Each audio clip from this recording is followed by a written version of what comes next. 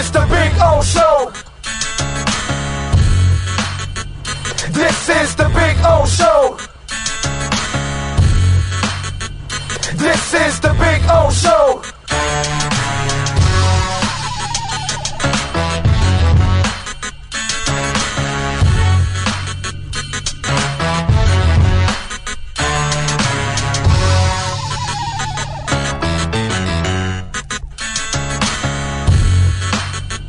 This is the Big O Show. This is the Big O Show.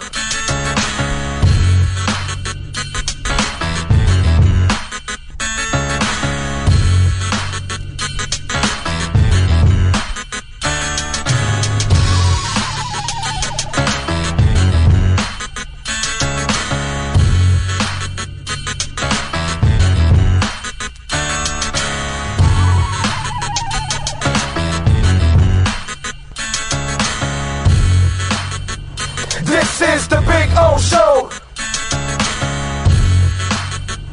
This is the Big O Show.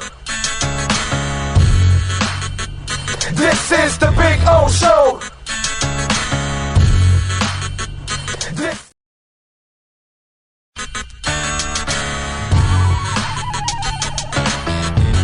So here's the putting green. See? There you go. Got two flags. One was over there where Cutter's Edge Pro. It's not coming out now. Come on.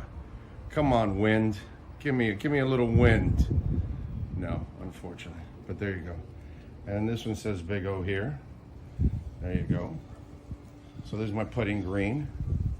It's about, I would say about 25 feet, something like that. I get to practice, have a little fun. See? And then, of course, we got, the bunkers. Got to have the bunkers, man. Got all kinds of bunkers there. You know what I'm saying? So that's a taste of our backyard. There's Maiden right there. Maiden. Bono, how you doing, Bono? Bono. He's a Carolina dog, by the way. These dogs are amazing. Their temperaments are awesome. But there is the Sylvester Palm, which is just beautiful.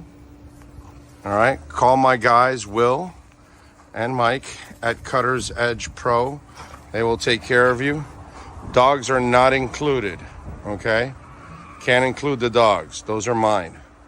But the exceptional work, oh, baby. Oh, baby. Yes. Make your home an oasis. CuttersEdgePro.com. Go to their Instagram page, by the way, so you can see a lot of the before and after work that they do. And it is exceptional, baby. This thing's been on here for about 9 months. No grass growing through it or anything like that. Right, Bono? Huh? Bono!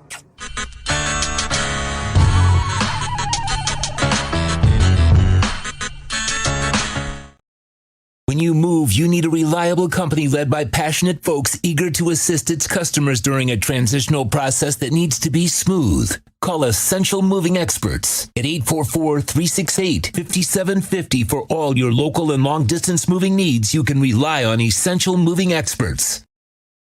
Mention the Big O Radio Show and get $150 off. Family owned and operated. They offer free 30-day storage, full service moving, fully licensed, bonded, and insured. Moving was never so easy. EssentialMovingExperts.com.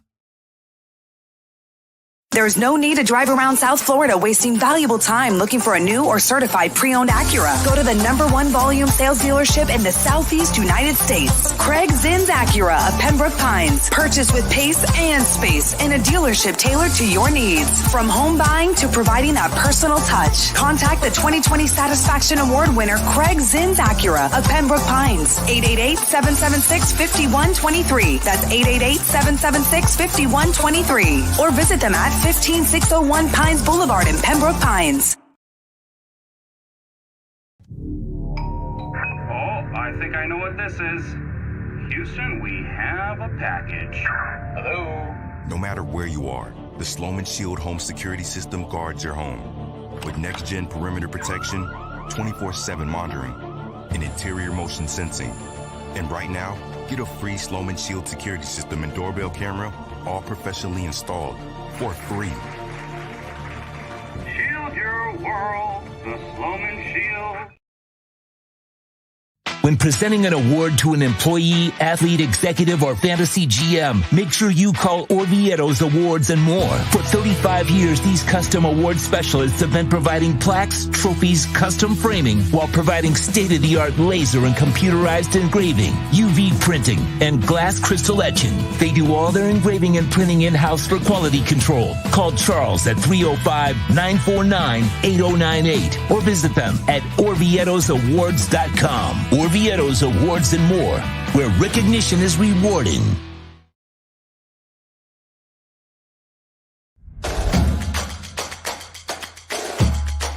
Welcome to Caneswear. New store, new items, same great experience. Family owned and operated since 2010, Caneswear has the latest merchandise from the Miami Hurricanes, Miami Dolphins, Florida Panthers, Inter Miami CF, and more. Come visit us at our store in Davie on University Drive, just south of 595, or online at caneswear.com. Caneswear, the spot Miami fans shop. Welton Roma has more than 62 years of litigation experience handling insurance disputes. They're committed to resolving even the toughest insurance claims quickly. Call them for a free consultation. 954-966-4646. At Welton Roma, they don't get paid unless you win. Property damage claims to your home, business, or condo as a result of a hurricane. Welton Roma can help. Water, mold, fire, smoke damage, Welton Roma can help. Call 954-966-4646.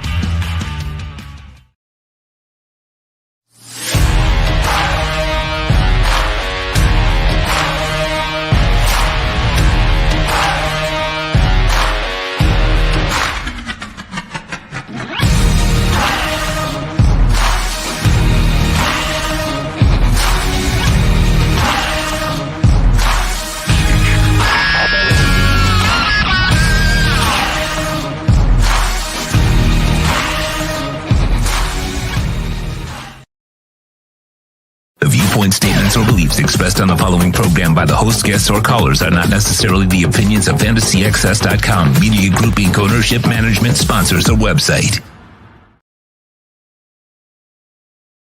When it comes to South Florida sports teams, very few in the media have witnessed, lived, and covered it like the Big O. Let's start the program dedicated to your favorite South Florida teams with a passion that's unmatched. The Big O Radio Show is on. Here's the Big O. All righty. Welcome aboard. Yes, sir. You're not going to stop me. You could try to contain me, but you can't stop me. That's for damn sure. We are at Hialeah Park, leg elevated and all. I'm on my scooter and everything. It's called a knee scooter, is what that's called. And by the way, we definitely purchased one that these knee scooters suck. Okay, for those of you that don't know, I had foot surgery, so I am now in a process of about a 6-week rehab, and really can't put much weight on it for 2 weeks, right? Although everything, I went to check it out today after I had the surgery on Tuesday. So today, was it Tuesday or Monday? It was Tuesday, right? I think it was Tuesday. Yeah, because we didn't do the show Tuesday. And so had a check today. They cleaned out all the bandages and the blood and all that guts and all that kind of stuff. It was oozing out. And actually it was pretty clean. Pretty good, actually, considering everything. So he said everything was kosher. They took the x-rays. Everything is normal. Okay. The one thing I've learned is that knee scooters are uncomfortable as hell for your knee. So I don't know if anybody's had one of those, anybody's had like a lower leg injury that you ever bought one of these knee scooters. I think I'm going to have to return this one because I got to get something better, because I got to tell you, dude, that is uncomfortable. They're not going to make them comfortable, because then people like me would just go buy one just to have. Well, they do that already. I know, but I'm not buying. I've seen how comfortable you've been. I'm not going to buy that one. Well, yeah, this one's not good. But I'll tell you, I've seen it in airports where they're cruising around on their luggage. You know? I almost bought one of those luggages. I mean, that's pretty cool.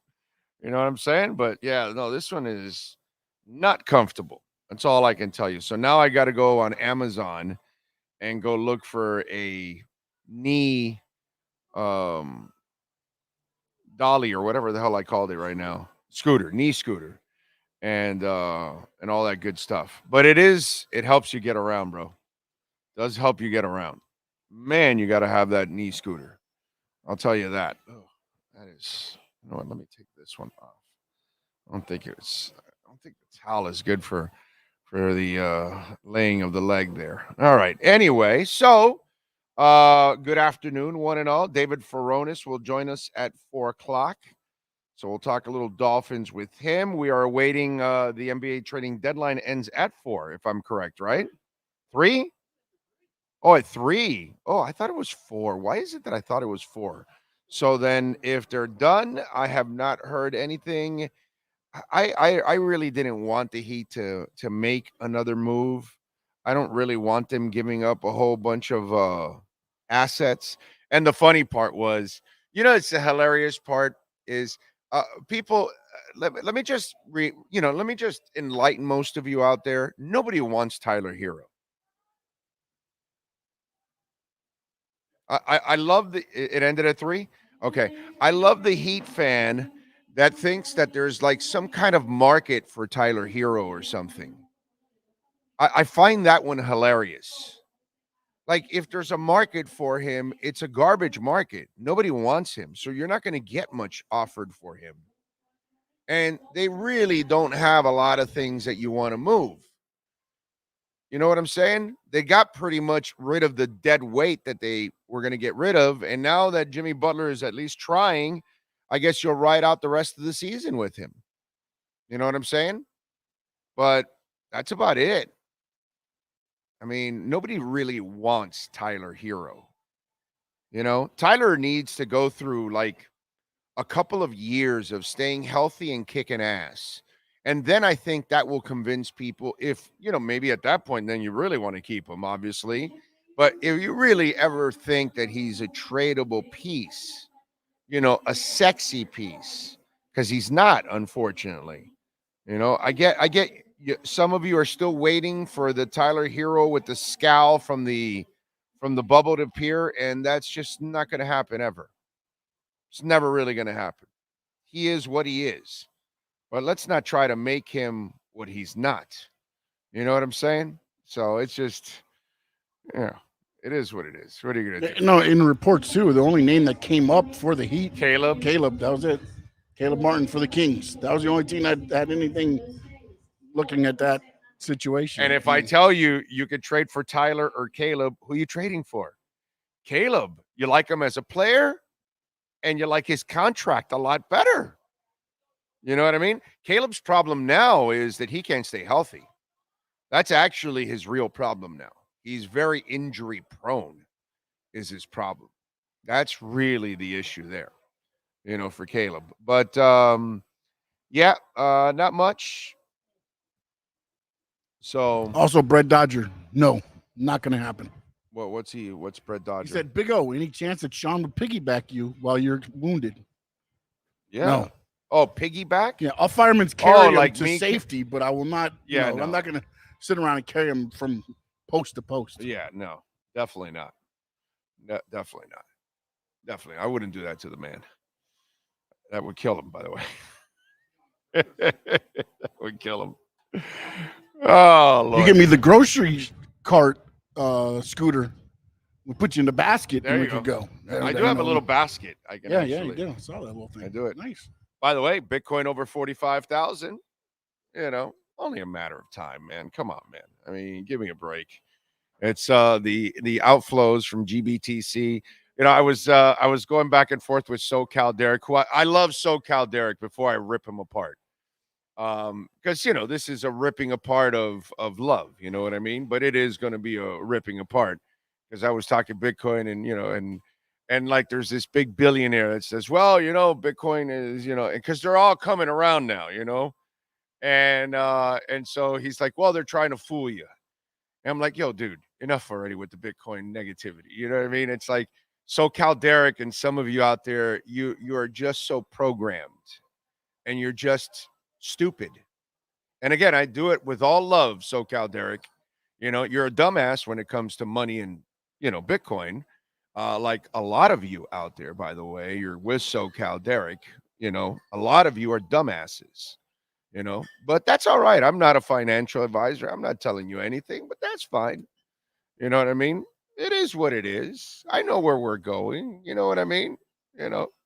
As I tell him yesterday, and I tell you guys out there, they printed $30 trillion of U.S. money. 30 trillion. They've killed the value of our dollar. Absolutely killed it. But that's all right. Do the math. There's only 21 million Bitcoin, but trillions and trillions and trillions and trillions of dollars. Yeah, no, that's really productive. So stay stupid out there. It's all good. It's all good. We're going to see how it turns out. And, it's already turning out in the way I'm saying it. But, all the smart people, rich people, and all that, they're all in. So it was nice to see it get back over 45. It should be headed to 50 very soon.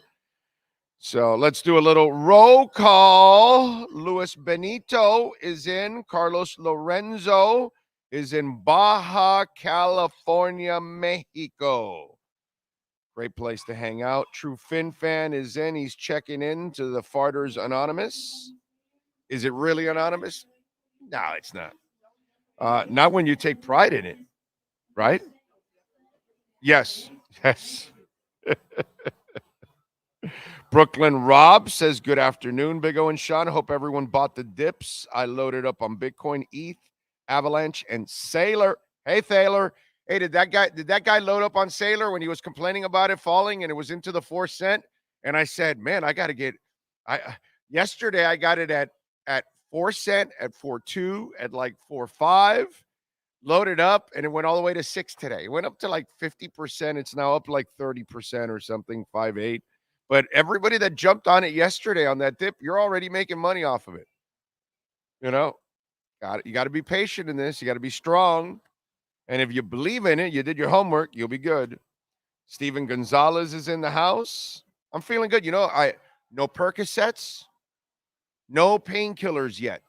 I have not taken any painkillers. So that's actually pretty impressive so far. Now, I have not had pain, to be quite honest. The most pain I have is when I get on this stupid knee scooter and my knee starts to hurt because that thing is uncomfortable, dude. It's like, although they told me that everybody complains about a knee scooter because your knee's not used to being in that position. So it eventually, you start to complain. So that's kind of what's going on. That's my problem with it. NorCal is in the house. Angelo De Jesus. This being at work without the show just sucks. I'm listening to yesterday's show to make sure I didn't miss anything. Thank you, Angelo. Thank you. Time listening is very important for Sean and myself. Robert T., Gus 1388, Jamie Zorria out in California in San Jose. Hoping everybody has a great day. Ray says, why are some people shocked or pissed that the Heat didn't make any moves? What are they going to even trade for, even trade away outside of Tyler Hero? Nothing. And Tyler's not really a sexy piece to anybody. They won't give you anything for Tyler Hero because you have to pay him too much money. One-Eyed Jack is in. I'm ready for the offseason to start so we can see how this roster is going to shape up. We'll start finding out once free agency, once we get into free agency and we find out, this is how the process is going to get. And especially on the show, because I don't like dealing, like I'm watching already people do mock drafts. That's the dumbest shit in the world. Why are you doing a mock draft? We haven't even had free agency yet. That's some dumb shit to be doing a mock draft.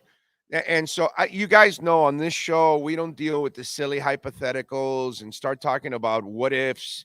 And let's find out. Is Saquon Barkley going to re-sign with the Giants? Is he going to become a free agent? Is he tradable? You know, like that. Derrick Henry, where's he going? You know, all that. Let's find out. Once we approach free agency, we're going to know who's going to get tagged and who's not, who's available, who's not. And then we go through free agency and we figure out who gets picked up, and then we can start to focus on the draft. Because now we know what we've done in free agency. Now we know where they possibly, because it's not a sure thing, need to go in the draft. But you don't start doing mock drafts now when you haven't even had free agency.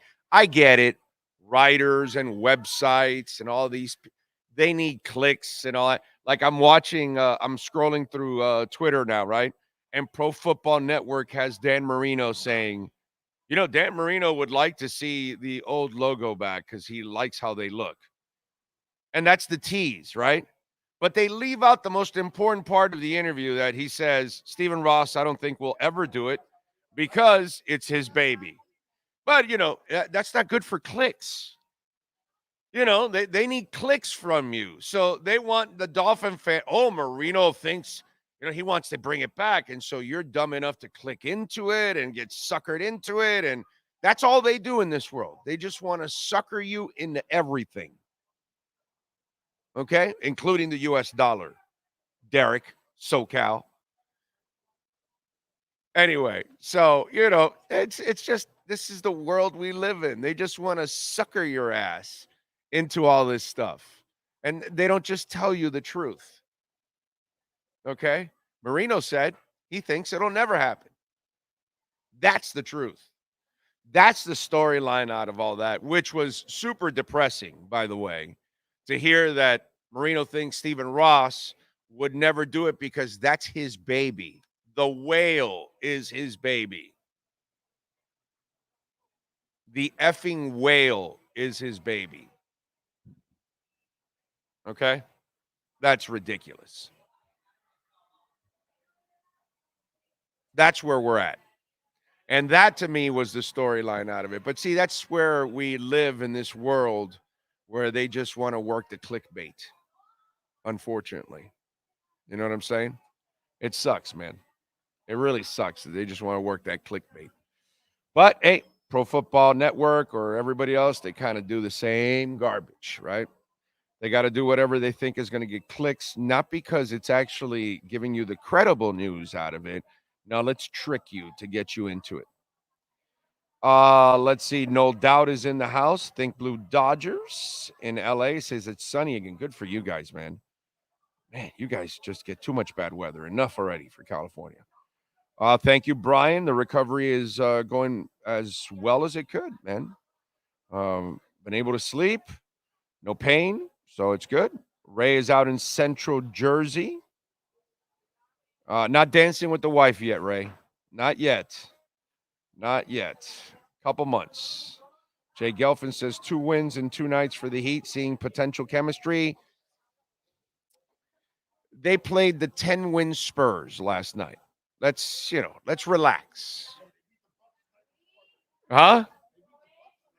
Who, the Spurs?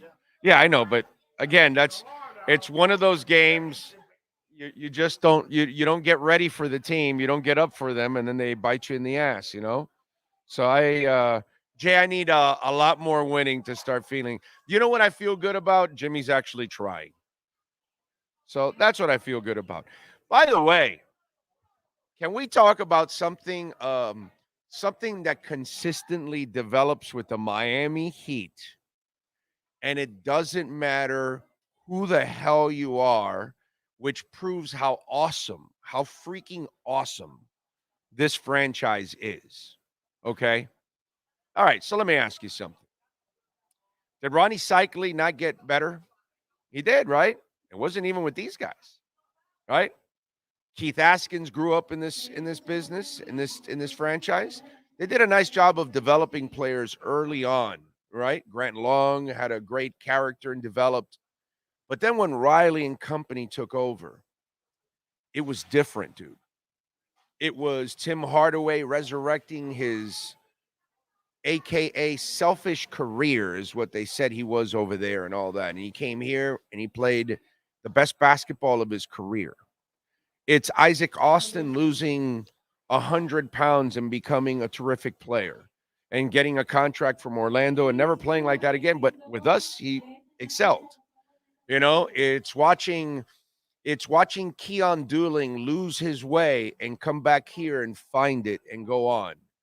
It's watching Hassan Whiteside, who was a jag-off, a loser, actually play some half-decent basketball here, the best he ever played here, just like James Johnson.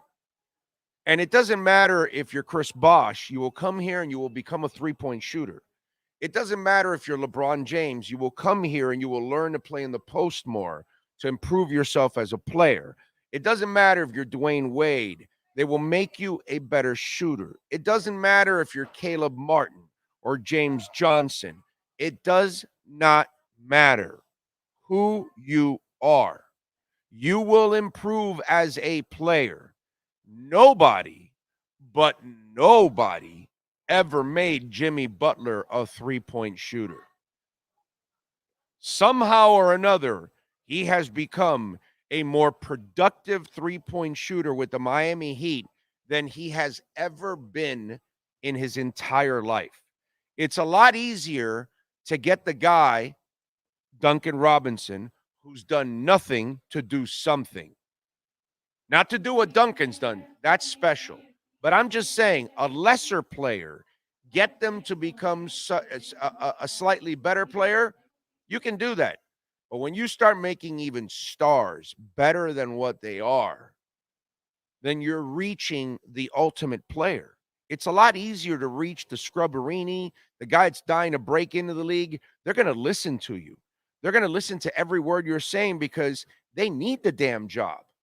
Superstars, when you make them do things that is out of their comfort zone, and then they start to improve in those areas, you know, that goes to coaching. And watching Jimmy Butler, who is, is he aiming for 50%? He's like at 40 or something like that, something stupid, right? He's like at a stupid percentage right now, Jimmy Butler, for three-point shooting. Give me the exact number, Sean. But it's like a ridiculous number right now for him. Ridiculous. It's good for anybody. Ridiculous for him because he is not a competent three-point shooter. Okay? Not a guy that you really want shooting a three-pointer. Every once in a while in a go-to situation, it's kind of like Josh Allen. Josh Allen isn't accurate on a consistent basis, but he has like a clutch gene to him at times that he will make a throw that you really need. And, you know, he has that tendency of doing that. I'll give him credit for that. Yeah, he will be erratic and he'll throw and all that stuff. Where's it at now? Because you're like going like, I saw you shaking your head going like, oh, I see. Okay. I thought you were already freaking out like, holy crap. Bitcoin like a rocket? What's going on? It went even more? What's going on, Lisa? Let me see. Okay, 45,575, not bad. We're headed to 46. We'll be going to 50 soon. We're going to 44%. That's stupid. That's just absolutely ridiculous. Is what? 32% career average, and he's at 44 now. Okay? I mean, that's pretty amazing, man. I got to say. Pretty damn amazing. And give the Heat credit, man. It doesn't matter who you are. You'll come here and you're Caleb Martin, and you turn your career and you're Max Strus, and you're Gabe Vincent, and Gabe Vincent plays better here than he did with the Lakers, right? I mean, it really is amazing. And then when you're watching Jimmy Butler actually hit threes, it's like their teaching is awesome. Like they could probably teach me speed reading better than L. Ron Hubbard. I probably lost a bunch of you on that one. Anyway, Let's see what else. Remember, boys, if you got some trees to blaze, let it play. Okay, there you go. Is that the one that Jalen Phillips is on? He's probably got a better one than I do. He probably was smarter, and somebody bought him one, and they probably had like a killer one. This one my wife bought in desperation, went to Walgreens, and not good. No goo. No goo. It gets me by, but it's kind of mediocre, I have to say. So I'm going to have to make a move. Make a move and make it soon. Going to have to return this one. It's not that good. Let's see. Ray Sosa in. Giovanni. Lisa Rose. Que talento. Big O, how do you feel about the last two new coaches we added to the defense? I think you need to listen to the shows the last couple days and on Monday, and I'll explain that it's actually not a big deal, nothing to worry about. It's all good. That's really not the problem. But I break it all down for you there thoroughly, my man. Thank God the Raptors traded for Kelly Olynyk. I know, right? When I heard that story, I'm like, really? You're trading for Kelly Olynyk? That's ridiculous. Dub MC says, Big O, proud of you. I just watched a YouTube documentary about the Marlins from 97-03. Man, Huizinga ruined us. Oh, because he actually did it? He spent money? Yeah. Yeah, he actually, yeah. He tried early on, and then he backed out. I think he didn't like the business of baseball. I think he had like a foresight of it and said, yeah, this model is you have to put way too much money in it in order to get out of it, you know? And that's probably why he backed out of it. I mean, billionaires are billionaires for a reason. Okay? More often than not, they're not making stupid decisions. Popeye, Robert T, Cosa Nostra. NorCal says, writing and burpees again during the show, hoping everyone's kicking ass today. You are, NorCal. You're always kicking ass. Ray Sosa, potential chemistry for the Heat. Haha. Chemistry against a mediocre Magic, Spurs, and Wizards team. Yeah, I need to see a lot more before I start getting pumped up about the Heat. I agree. Oh, just saying they're healthy overall, and Spo gets to play with his combinations. Yeah. No, and Jimmy's trying. Really, Jay, you and I know that that's the key. Jimmy doesn't give a shit about the regular season, and he's trying. So that helps. The Shaq days were fun, Dub MC. Ocala Joe says, Orlando, agree with you on avoiding those pain pills. I've had 6 knee surgeries and never took any poison to the stomach.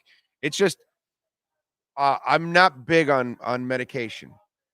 I've never been big on pain pills.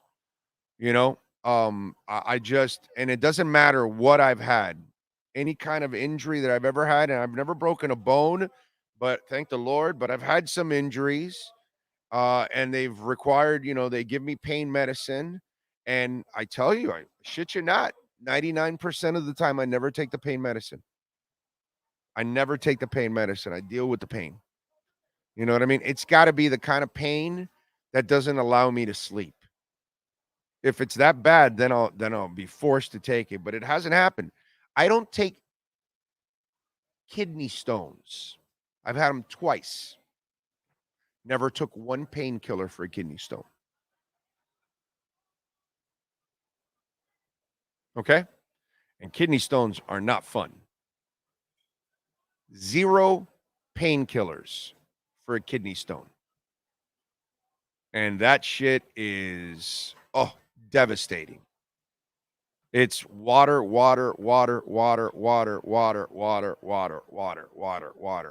got to practically drown your ass in water. So you just pee. And in a day or two, you usually pump that baby out. It's painful as hell, yeah, it's, wow.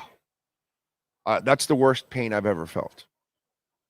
I gotta say, my AC joint, 2nd degree, was not nearly as painful. This hasn't been as painful. What other things have happened to me over the years? Got hit with a bat here when I was playing catcher when I was a kid. I don't even remember how that felt because I was like 7, something like that. I was really young. Got like 6 stitches here. Don't remember how that felt. I know it hurt, but I don't remember if it was that bad. No, but I try to stay away from it. And it's not because I'm afraid to get addicted to it or anything like that. It's just, it's not good for you, man. So I just kind of stay away from it. Yes, sir. Spencer Dinwiddie's probably going to get cut by the Raptors. I would pick him up in a So heartbeat. I don't know that he can. Cheapness. No, they're in the first apron right now. They can't sign anybody that was cut with a $12.2 million Salary over. They can only sign anybody 12.2 below because they're in the first apron right now. That's what Ira was saying though, was when they're in the luxury tax and you start getting the aprons, that's where they're going to start dinging people. That's crazy. Dude 67, Ray Sosa, Josh Allen, clutch gene 93% of the time comes out against the Dolphins. Yeah, it does come out every time with us. It does. And he is erratic with the ball. He's not really accurate. But he has his moments that when you need it, he finds a way, and he does do it sometimes. You know, I hate to give him credit and give the Bills any kind of credit, but you got to give credit where credit is due, man. Dude 67, Alexis Palenzuela, Manolo, Chris Wilson is fishing. Big O, I'm here just getting fishing tackle organized. I like it. But you didn't invite me, bro. Manolo is there. What happened to the foot? Just kidding. Big Nick, South Florida. He said something wrong to me. I took out his foot. Heat 7 finals and 10 conference finals in the last 20 years, and we still wait and see. Wow. Yep. It's impressive, man. It's impressive.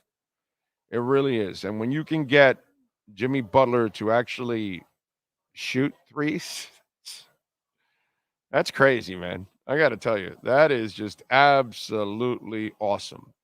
It really is impressive. Oh, man. What did Kryptonite, where is it at? It was down in the 4s, and now it's at 5-4. So it went up to 6-2. It shot up so fast, man. Pendle's been in a big dip, dude.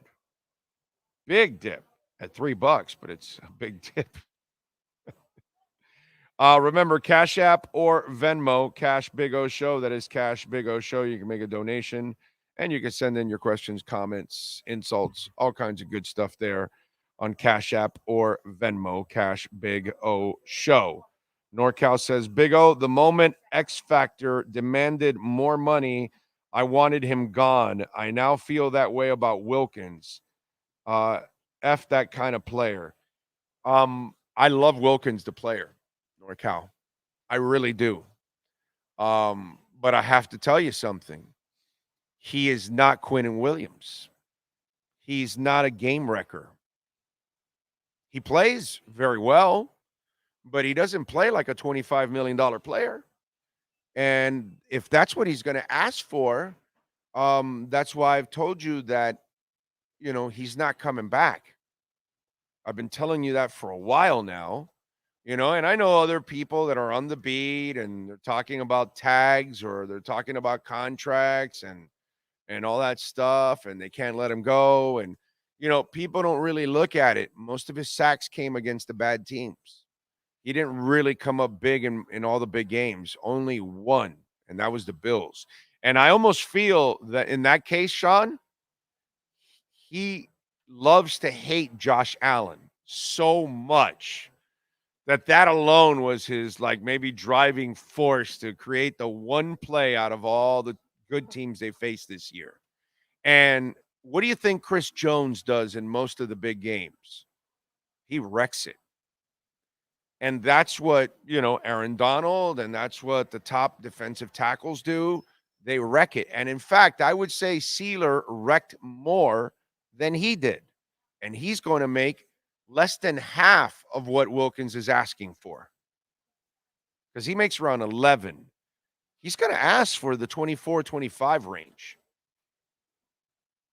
And that's why I tell you, you have to like compartmentalize your feelings for the Miami Dolphins and for Christian Wilkins.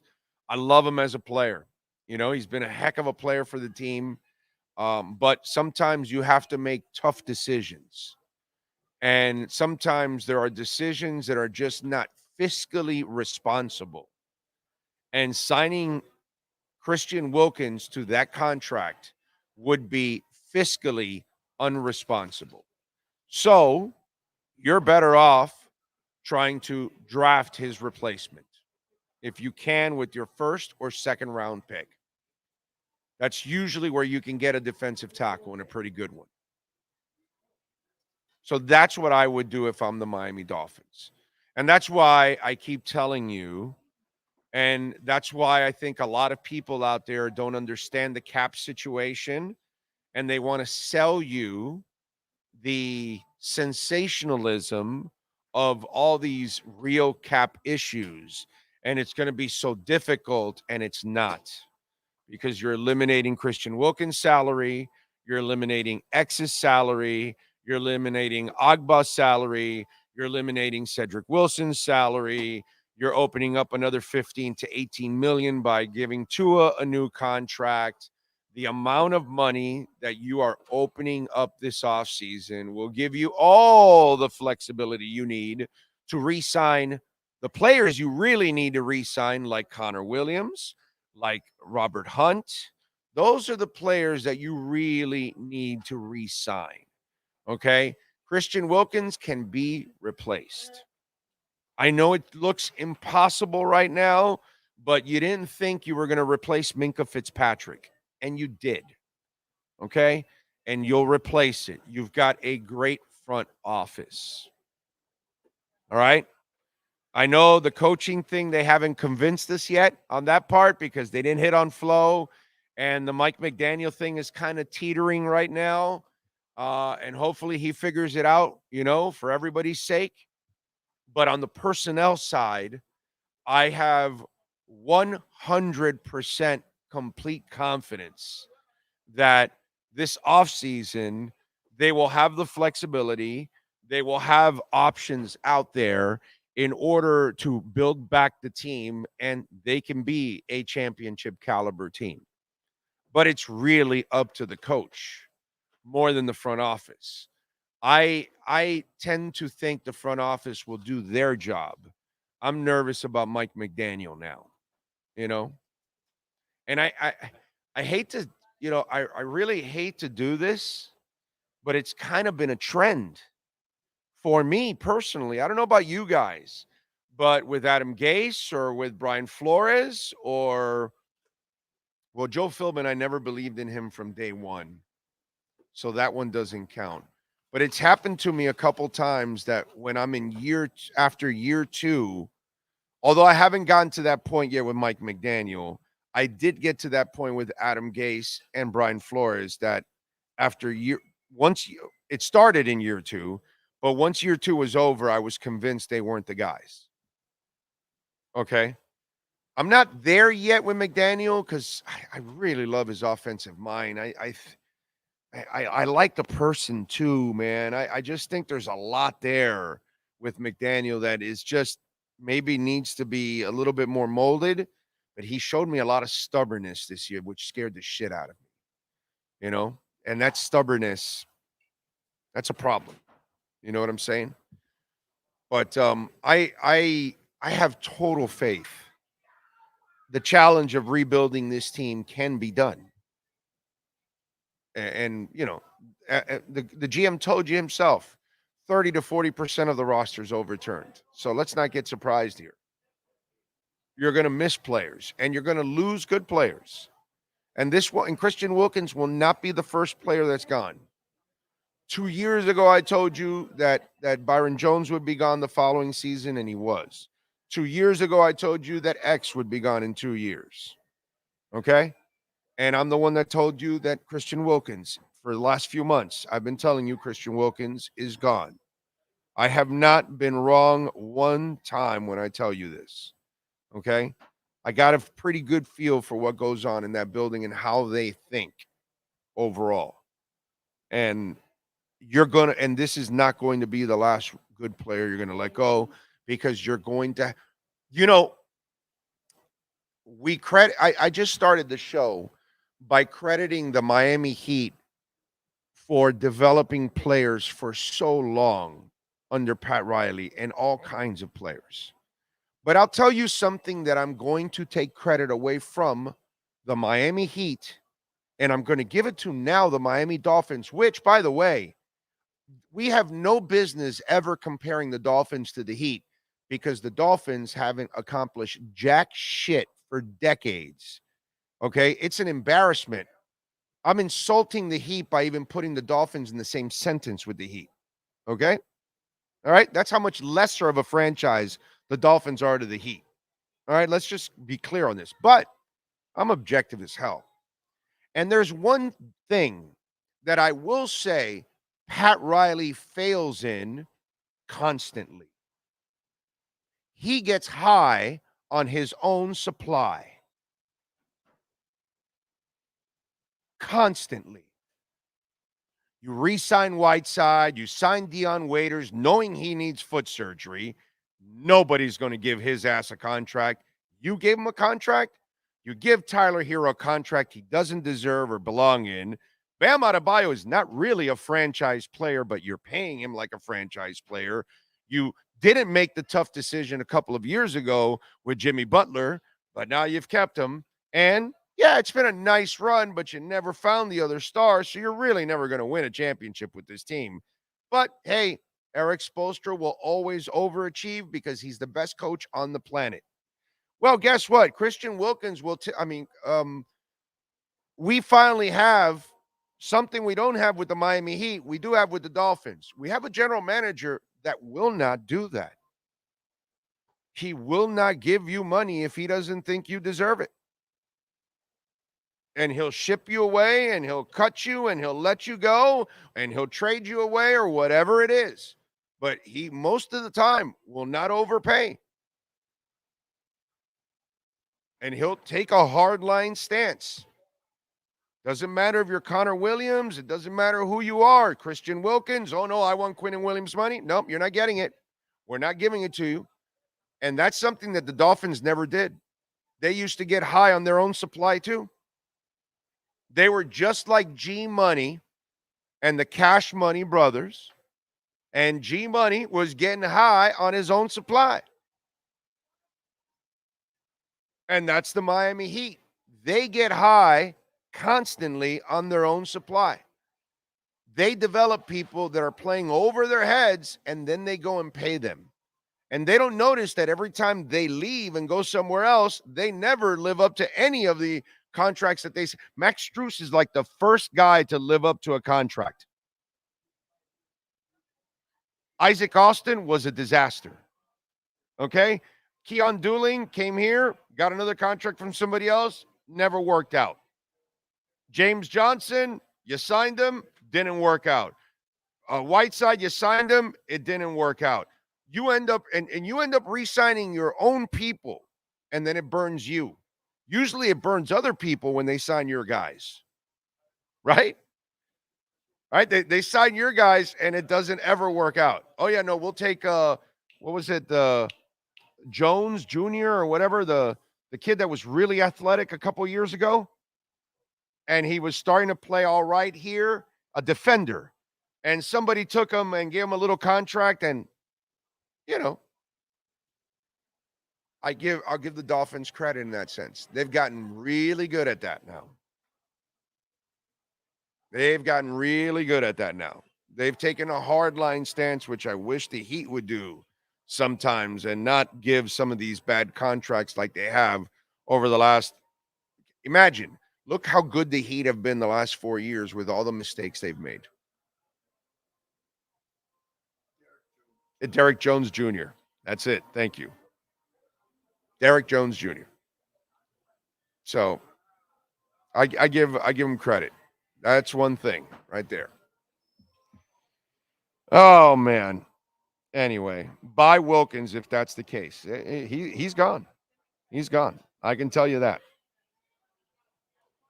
Wilkins not going to be easy to replace, and it will be Sealer's play. Yeah, nothing is easy, my friend. Nothing in life is easy. Go out and get Chris Jones. Who are you going to replace X with and Wilkins? And who are you going to start the season for Chubb and Phillips? Well, for Chubb and Phillips, you got to bring back AVG and then get somebody else and then hope for the best there. Wilkins, we shall see, my brother. X, I don't want X back anymore. X is done. Let's not make it sound like X is this missing piece or anything. That was X is not something you're going to miss. Okay? You got to move on. He's old already. He's falling off the other side. If we have to rebuild the defense this offseason, then we have to take a step back next year, and we can't afford that. I hope Greer realizes that. And then what are you going to do, Skyler? You got to make changes, dude. You're going to lose players. So let's see. Greer only gets hurt players. You know, Lewis, you're probably young and you have no perspective whatsoever. Really, it's not that he gets injured players. Players get injured in football, period. Okay? And there are players that get injured and they weren't injury prone. Connor Williams wasn't injury prone. And neither was Robert Hunt. And neither was Austin Jackson. It's just bad luck, dude. Did Chubb have an injury history? Yes. Yes. And so did Teron Armstead. But it's not all the players. That's just the way it is. Dude, we traded for Hugh Green, and he blew out his knee. You have no perspective, Luis Benito. That's the problem. You people live, some of you, right? You're either too young, you haven't really lived, or you really don't take the time to just go look overall. Shit happens, dude. Watch Marino talk about 92 when he had a chance and he blew out his Achilles. It's bad luck, man. Happens. You can't do anything about that. But it's not like all the players he's signing are injury prone. Sometimes you have bad luck. And sometimes your players get injured. And the last 2 years, they have had terrible luck. But the years before that, it wasn't about injuries a lot of times. A lot of times it was about incompetence. But you're a prisoner of the moment. You're uninformed. And you have no perspective, Luis Benito. Because I can come up with countless of examples of just bad luck. AVG was not injury prone. And he just got injured on a tackle. And we're not signing a bunch of injury-prone players. Okay, and the other stupid thing that people say is, oh, the trainers. No, dude, it's just bad luck. And our bad luck's been going on for decades now, dude. Bad luck with coaches, bad luck with players, bad luck in the draft. Okay, we're the ones that picked Jamar Fletcher, not Drew Brees. We're the ones that pick Eddie Moore, not Anquan Bolden. We're the ones that are counting on Ryan Tannehill to either beat the Jets or the Bills at the end of the season, just one of those games, to get in the playoffs. We're the ones extending Joe Philbin on a meaningless win against the Minnesota Vikings. Okay, it's our fault. It's not a matter of, oh, you only sign injury-prone players. That's stupid. Teron Armstead is the only injury-prone player on the entire line. But the rest of the guys had injuries. What are we going to do? Shit happens.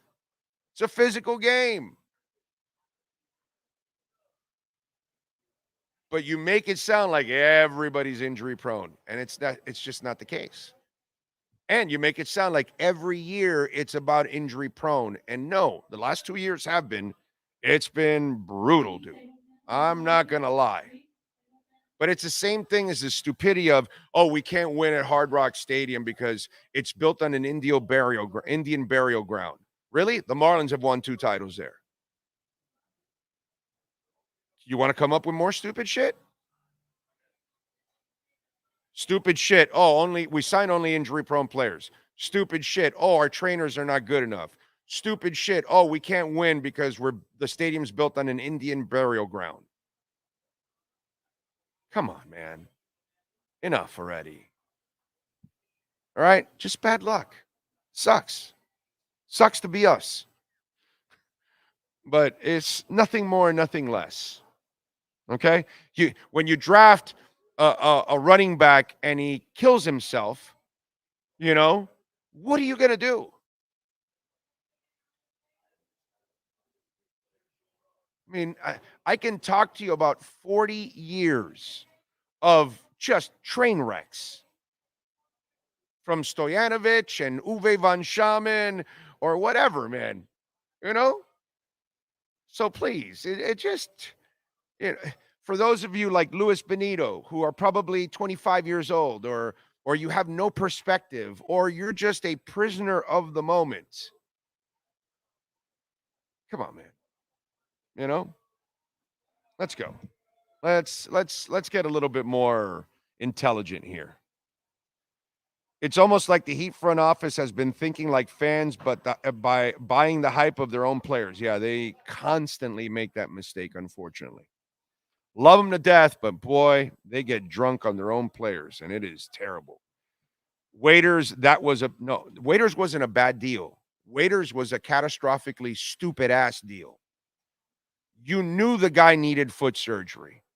Why would you give him a 4-year contract? The guy was a bum to begin with.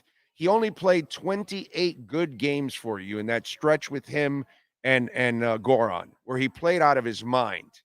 And you gave him a contract based on 28-game performance, knowing he needed surgery. Nobody wanted his sorry ass. Nobody was going to give him anything. Sometimes some of the things the Heat have done lately, it's really un-Riley-like. Oh, I'd rather have Chris Jones, give him the money and not Wilkins. Yeah, but you're giving him 30 plus. You'll give Wilkins 25, but remember, you're going to give Chris Jones about 30 to 32 million. That's what he's going to ask for. The only thing I worry about Chris Jones is how many years has he been in the league? Because he's already and I feel like he's gotten his body beaten up already, and he's got his titles. And when he gets here, he's entitled. I kind of don't want that. I kind of feel like whoever gets Chris Jones next doesn't get the hungry Chris Jones anymore. I'm just saying, this is his last contract. 2016, so this is be his 9th season going next year. Or 10th. I'm not exactly sure. Is 16 his first? 16, 17, 18, 19, 20, 21, 22, 23, 24, 10th season next year. This is his 9th. Oh, no. 24 will be, no, that's right. It'll be his 9th. I don't know. I don't know if I want to sign him to a long-term contract after 9 years, and he's got 3 titles already. I don't know if I want Chris Jones at that point. I don't think I'm getting the guy that is looking at it like a Brontosaurus burger and wants to attack it. I disagree with that one. Big O, hear me out. I agree 100%. We got the best of him, and let's move on. Give Cam Smith his chance. Well, he's got no chance, no shot. He's going to get it. He's got no choice but to go out there and get it done. Okay. Let's see. Well said, uninformed. Yeah, it's just that whole injury stuff and trainer and stadium. It's just that silliness that fans come up with that makes no sense. You know what I'm saying? People forget Byron Jones has never missed a game before he joined the Dolphins. Connor Williams only missed 1 game before coming to Miami. Jalen Ramsey was healthy before joining. It's just dumb. AVG was fine. Austin Jackson, he was always a healthy guy. And then he had the ankle injury last year, and it screwed him up. It's not that he's injury prone. We don't only sign injury prone players and only draft injury prone. It's just so stupid, man. It's just you have a couple of injury prone players. Yeah, everybody does, by the way. Every team has guys that have injury history, dude. That's just kind of the way it is. So you're not gonna stay with any of the Bozes? Right? Not get rid of them, right? Right? I mean, screw the Bozes, right? They get injured. You've had an injury, you're not on my team. Exactly. That's it. Can't have the Bozes. Yeah, they get injured all the time. Yep. Big O here with Shambi, my cousin. He says, hello. What's up, Shambi? Need a setup meeting to talk sports and see some NFL. Sports grill in the future. Campos, you know my schedule, my brother. We're here every Thursday at Hialeah Park. You can catch up with us here. We are at Craig Zinn's Acura Pembroke Pines. You can visit me at any of our stops, my brother, anytime. We always announce where we're going, and you can stop by and visit us and meet with you guys anytime, my brother. Come on by. Frankie says, I agree that not all the players he has brought in are injury prone or have been big injuries, but there is a few. Chubb, Waddle wasn't an injury prone player. He had one foot injury. That's it. That's it. That's it. He didn't have big injury history in Alabama. He had a foot injury at the end of his career. And he not only did he played in the bowl game. In that bowl game, he recovered and played in that bowl game, showing some amazing toughness. He had an injury, not on my team. Yep. Phillips did, and Tua did. Mostert did. Wilson, I mean, that's a backup. That doesn't really matter. So you don't want Mostert on the team? You know, it's like, so it's just, I don't know. You're going to have to deal with injuries. That's just kind of the way it goes. Everybody's got them. You get an injury, I'm letting you go. You just got to hope that you get the timing right and you're healthy at the right time, and most of your guys are ready to go. And that's it. But you're going to deal with some. You get a cramp, you come to the sideline, I'm cutting you right there. That's it. We've been fans for a long time. Ricky Williams and Larry Zonka don't get hurt. Yeah, Larry, it ended with a toe injury, ended his career. Nice job. Way to go. Again, you're young. You don't know what you're talking about. You just threw some stuff out and didn't realize that Zonka's career ended short because he had a toe injury. He was like a shell of himself the last couple of years. He wasn't the same. But that's all right, dude. Yeah, it's all good. You know. You heard the cool thing they're doing, right? What's that? He's bringing out the trophy for the Super Bowl. Yes, I saw that. Yeah, because he was the MVP of the 50 years ago. Mm-hmm. Exactly. Yep. Yep. Good for Zonka. I just wish he was doing it when, exactly. I just want him to do it for us. Yeah, but we got injury prone. Exactly. Everybody's injury prone. The whole thing is shot to shit. What can I tell you? What's that? You see your boys doing the Super Bowl party? What's that? Tua. What'd he do? He's doing a Super Bowl party with EA Sports. Oh, really? In Vegas, yeah. Nice. Yeah, with Darius Rucker and I forgot the other guy. Somebody. Someone like a rapper, I believe. Zonka played 11, 12, 13, and 12 games 4 years with Miami and the Giants. And he had injuries. He had the toe injury, and he ended strong with Miami in his final year, 800 yards and 12 touchdowns. He had 4, 1, and 6 before that, and I think that's because he was dealing with the stupid toe. Back in those days, O.J. McDuffie was not injury prone at all, and a toe injury ended his career. I used to remember turf toe used to be like worse than an ACL injury. Oh, when some players used to get turf toe, it was like that was it. It was done. Done. Zonka's career ended because of that. No, but that's what I'm saying, though. But nowadays, though, people are playing with it. Yeah. It's one of those things to where the foot injuries were bad. It used to, bro. O.J. McDuffie's career ended.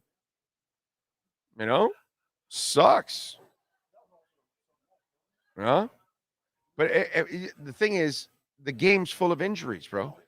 We talk about Bob Kuchenberg playing with a broken back. It's 300-pound guys running into each other at full speed. I mean, do you not think there's not going to be that's the thing I don't understand. It's like everybody thinks it's like 7-on-7. How can you get injured? What do you mean? It's just our last 2 years have been so injury riddled. But if you look at some of the other teams, and if we're in Cincinnati, they lost Burrow, they lose all the time. Mixon, they lose. I mean, no, but Dolphin fans wouldn't want Joe Burrow. No, he can't be on our team. He's not on my team. He misses more games than Tua. I would not even drafted him. I'm telling you right now, I'm drafting the guy from. You people don't want Joe Burrow. No Why way. would you want Joe Burrow? Injuries. I mean, injuries. You can't have Joe Burrow on your team. I mean, he gets injured too much.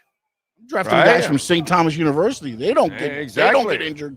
Right. Luis Benito would never want a guy like Joe Burrow on his team. He gets injured too much. He's always injured. Why would you draft Joe Burrow? Always injured. A sack of injuries. Larry just got cut from the team. Who's Larry? I don't know. He was injured. Hangnail. Done. Okay. Big O, I don't understand why Dolphins media are still talking about Vic Fangio. He never wanted to be here, so it's time to move on. Because they need clicks, bro.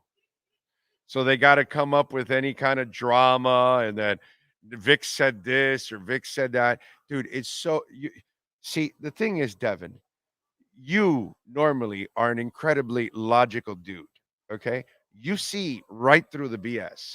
The old geezer just took the job here because he didn't have the Philly job open at that time. Clearly, he was a consultant that year, and he didn't have a Philly job, and he had the old lady on the west coast of Florida, so he said, I'll take the job. Then the Philly job opened up. The old man really doesn't want to be here. You see that. I see that. They're all set in. He's an old man. He's set in his ways. God bless him. I tell you guys this all the time. I'm 57. I'm set in my ways.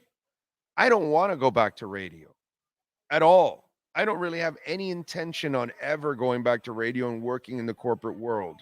I'm tired of it. Why? Because I never was a puppet for them in the first place, so it was a fight for me for 30 years, and I am never going to be a puppet for anybody. So I'm not going back to working in the corporate world. I'm set in my ways. I'm happy here. I'm happy working. I'm ecstatic working with Sean and doing this for 3 years and connecting with you guys ways I can never do it in the corporate world. So I'm set in my ways. I like doing things my way. And that's what Fangio wanted to do. God bless him, dude. He's reached a point in his life that he can call his shots. And if he doesn't want to be here and he wants to be in Philly and they want him, then go for it, dude. I have no... Devin, you and I, we're not missing him. We're moving on. It's cool. He did his job, and you move on. You can't say he was a bad coach or anything. It wasn't his problem. I have more issues with Mike McDaniel than Vic Fangio any day of the week. And I'm sure you feel the same way, Devin. But the media in general, they got to go after clicks, bro. And they write a lot of bullshit that makes no sense, and it's just a whole bunch of drama and sensationalism, just like the cap crap that is going on. It's not a cap crunch. As I've told you, it'll get tighter next year and then impossible 2 years from now. Okay? And I think I lead you guys down the honest path with the Dolphins more than anybody that's on this beat. More often than not. For 30 plus years. Because I don't need clicks, dude. Don't need it. Don't need it. Don't care. Okay? We're going to get our following. People are going to listen. They're going to download. They're going to support our show either way. It doesn't matter. Because the people that follow our show, they get to know me and they know exactly what I'm all about. And I'm just as a straight shooter as it gets. Just cut and dry to the bullshit. All right. Hour number 2 is next. Is David Furones, the man, the myth, the legend, ready to go? He is. Let's go with our Welton Roma Miami Dolphins reports.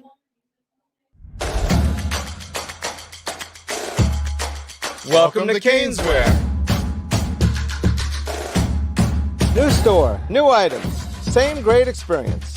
Family owned and operated since 2010, Caneswear has the latest merchandise from the Miami Hurricanes, Miami Dolphins, Florida Panthers, Inter Miami CF, and more. Come visit us at our store in Davie on University Drive, just south of 595, or online at caneswear.com. Caneswear, the spot Miami fans shop. With more than 62 years of litigation experience handling insurance disputes, Welton Roma is committed to resolving even the toughest insurance claims quickly. At Welton Roma, they don't get paid unless you win. They handle complex personal injury claims caused by the fault of another in both state and federal courts. They handle auto, trucking, motorcycle, slip and fall, and bicycle accidents. Call 954-966-4646. That's 954-966-4646. Welton Roma can help. The viewpoint, statements, or beliefs expressed on the following program by the host, guests, or callers are not necessarily the opinions of FantasyAccess.com, Media Group Inc., ownership, management, sponsors, or website.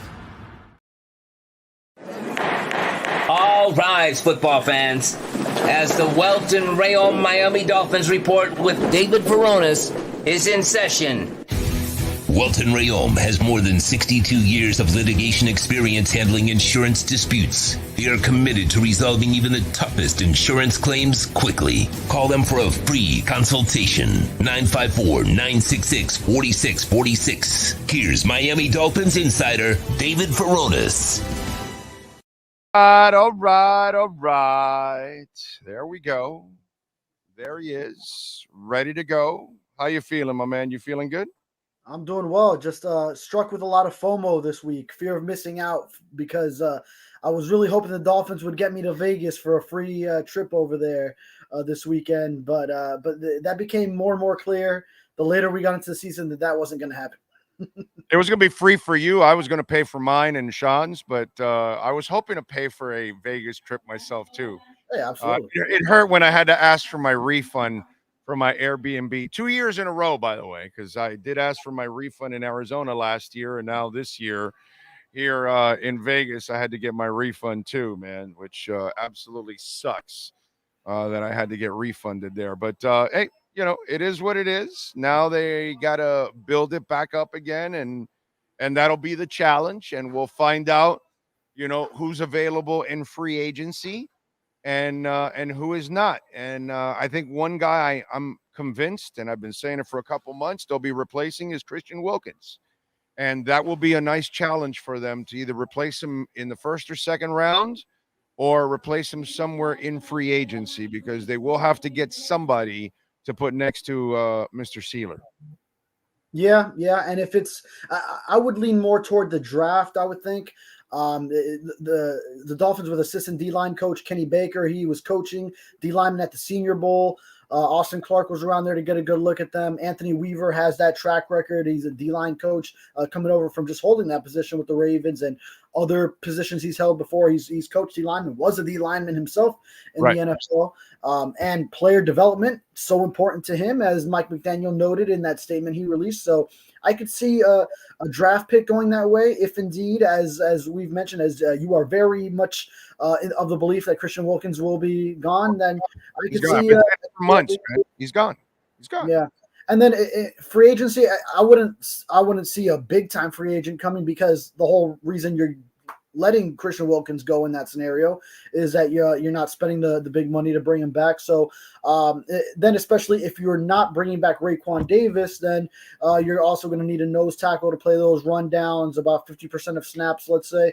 And then maybe they go for a veteran there. I haven't looked at the nose tackles that are free agents, but maybe you go for a cheaper free agent to fill in that role as well. But yeah, I could see them getting a young D lineman in one of the first couple of rounds, developing him and having him be that guy where you pay him a little bit less on a rookie contract and have him be that guy next to Zach Sealer.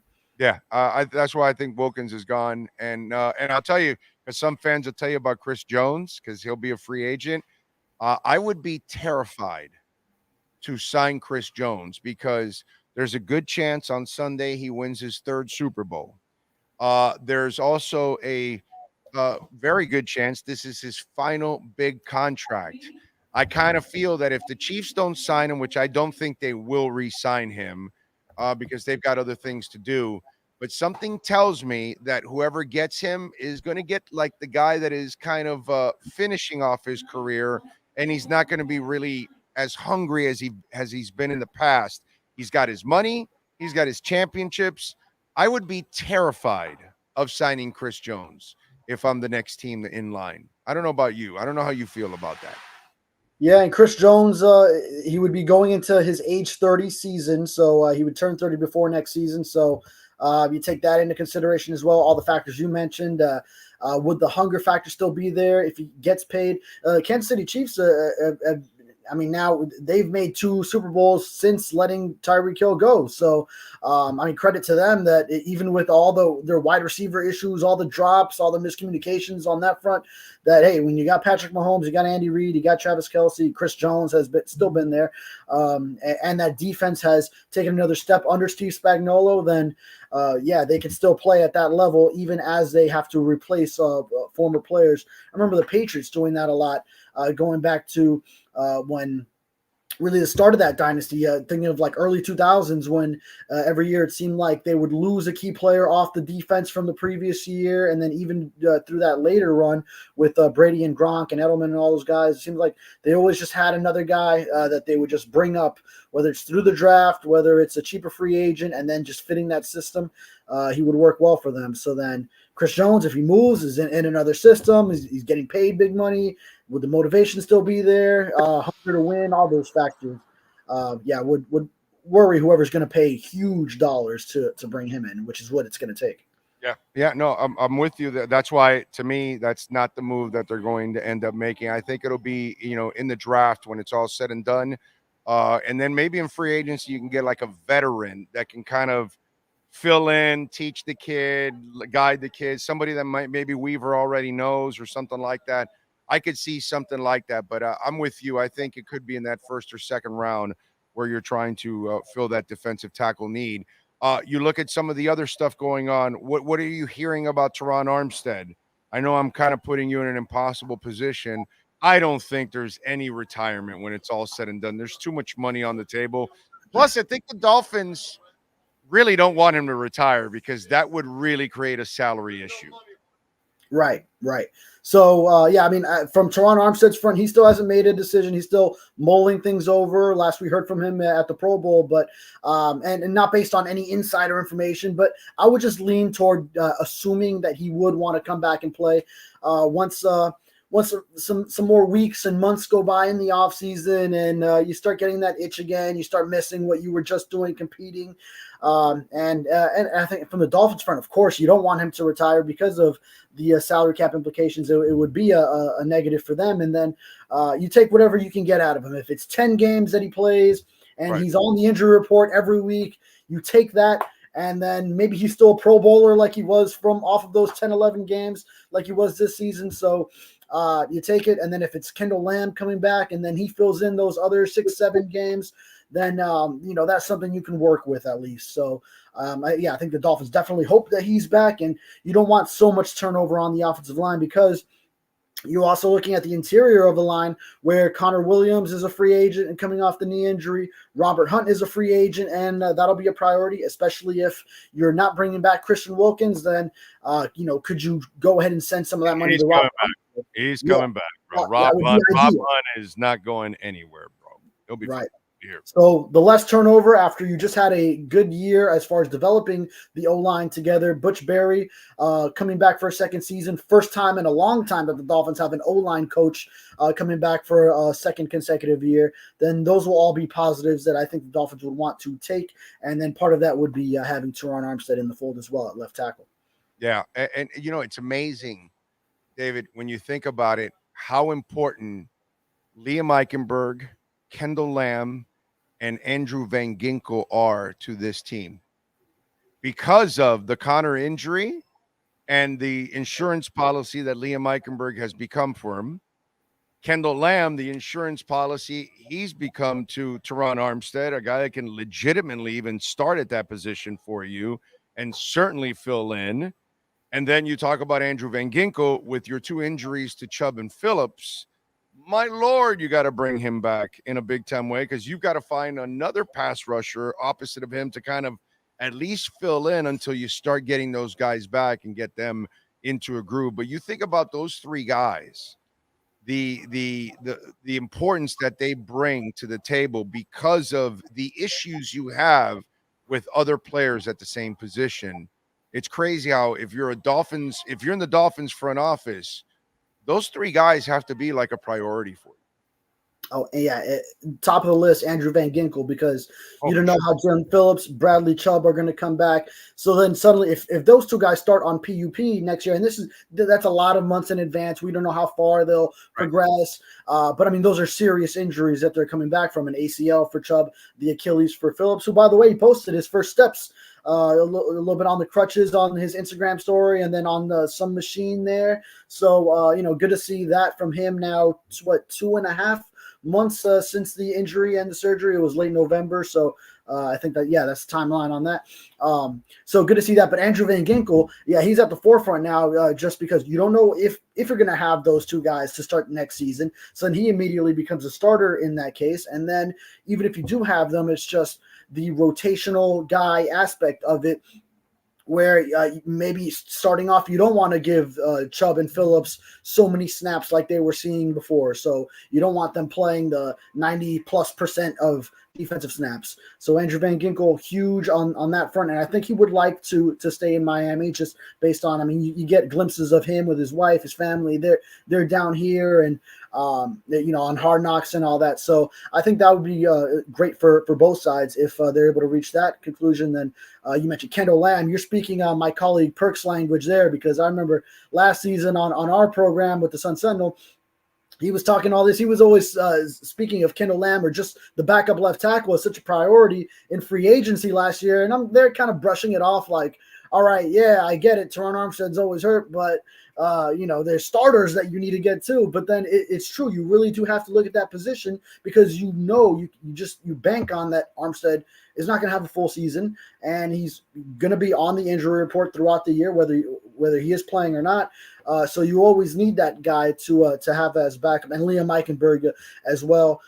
Just whether you need him at center to start because Connor Williams won't be available, or if he's going to be in that left guard competition next year, then that would be something for him as you've seen him develop now, or if he's just the backup center again, with Williams now having an injury that he's coming back from. Those would all be key players next year for sure. I agree, my brother. And that's why it's going to be kind of interesting to see the developments in the offseason, because some of the players that are signed first may not be the biggest names. It might be some of these key guys that are part of, making sure that bridge to Phillips and Chubb is there with Andrew Van Ginkel, all those kind of things. Obviously, I'm sure Weaver's already going through the tape and trying to figure out how, because he's probably going to play. His system's going to be probably a little different too. He's probably going to tweak and do things his way. So different players, he may require a couple of different players in that system that he may not have at this point in time. Or there might be some players, like let's say a Cam Smith, might be able to excel more with him than with Vic. I don't know. The interesting part that we don't know about Weaver is, like, we just went through a guy that plays a ton of zone all the time. Very little man-to-man. That's the part I'm not going to know about Weaver. How much man is he going to play? How much zone is he going to play now that it's his show?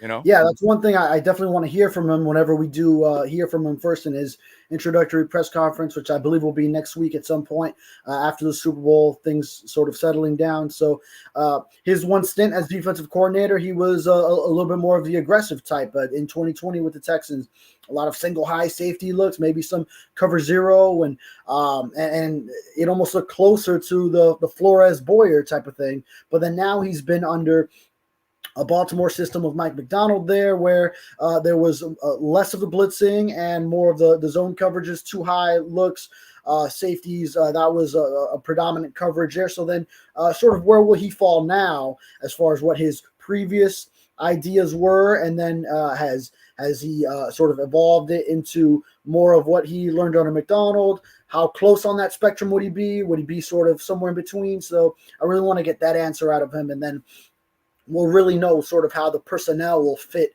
and mix and match once we get an idea of what his defense will look like now, 4 years after his last stint running a defense. Yeah, no, we'll see. And in the end, even in the press conference, he can't answer that question. He won't know, because he won't know until he's put in those situations, until he sees what players he has to be able to play certain skill sets and certain things. So we won't find out what he is for a couple of years, actually, because he really has to develop into his own person. And then he's in a different division now too. And so all these kind of things kind of determine what direction you're kind of going into. So he might go back to being more of a blitz guy. You know what I'm saying? I mean, it all depends. I know this: if he's playing his former team, he better do that. He better not do what Fangio was doing. Yes, you know Lamar, what I'm saying? Yeah, with Lamar, you got to attack his ass, because I was going crazy when they weren't attacking him, and and I knew the Chiefs would attack him, because that's what Boyer and Flo did. To their credit, that's why they won those games, because they attacked Lamar and did not allow him to get comfortable. So I think the situation a lot of times, David, is going to determine what you're really going to play at that moment. You know what I mean?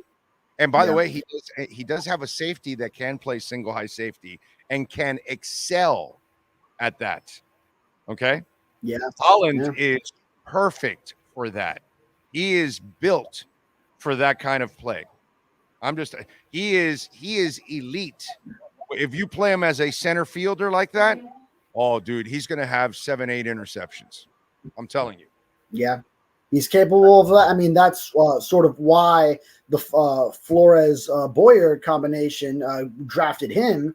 And Greer chose him, and he fit into that Flores Boyer scheme, starting off when he was taken early in that second round in 2021, because he could do those things and he had that range. So and then that's one thing that was interesting with Fangio just giving him 1 year here, is that it was a lot of personnel that still fit the previous scheme, and then you're trying to make it work with a complete 180-degree difference. You have Brandon Jones, who was blitzing all the time in the previous defense. Now you want him to play coverage. Javon Holland is his zone is shrinking as far as allowing his range to flourish.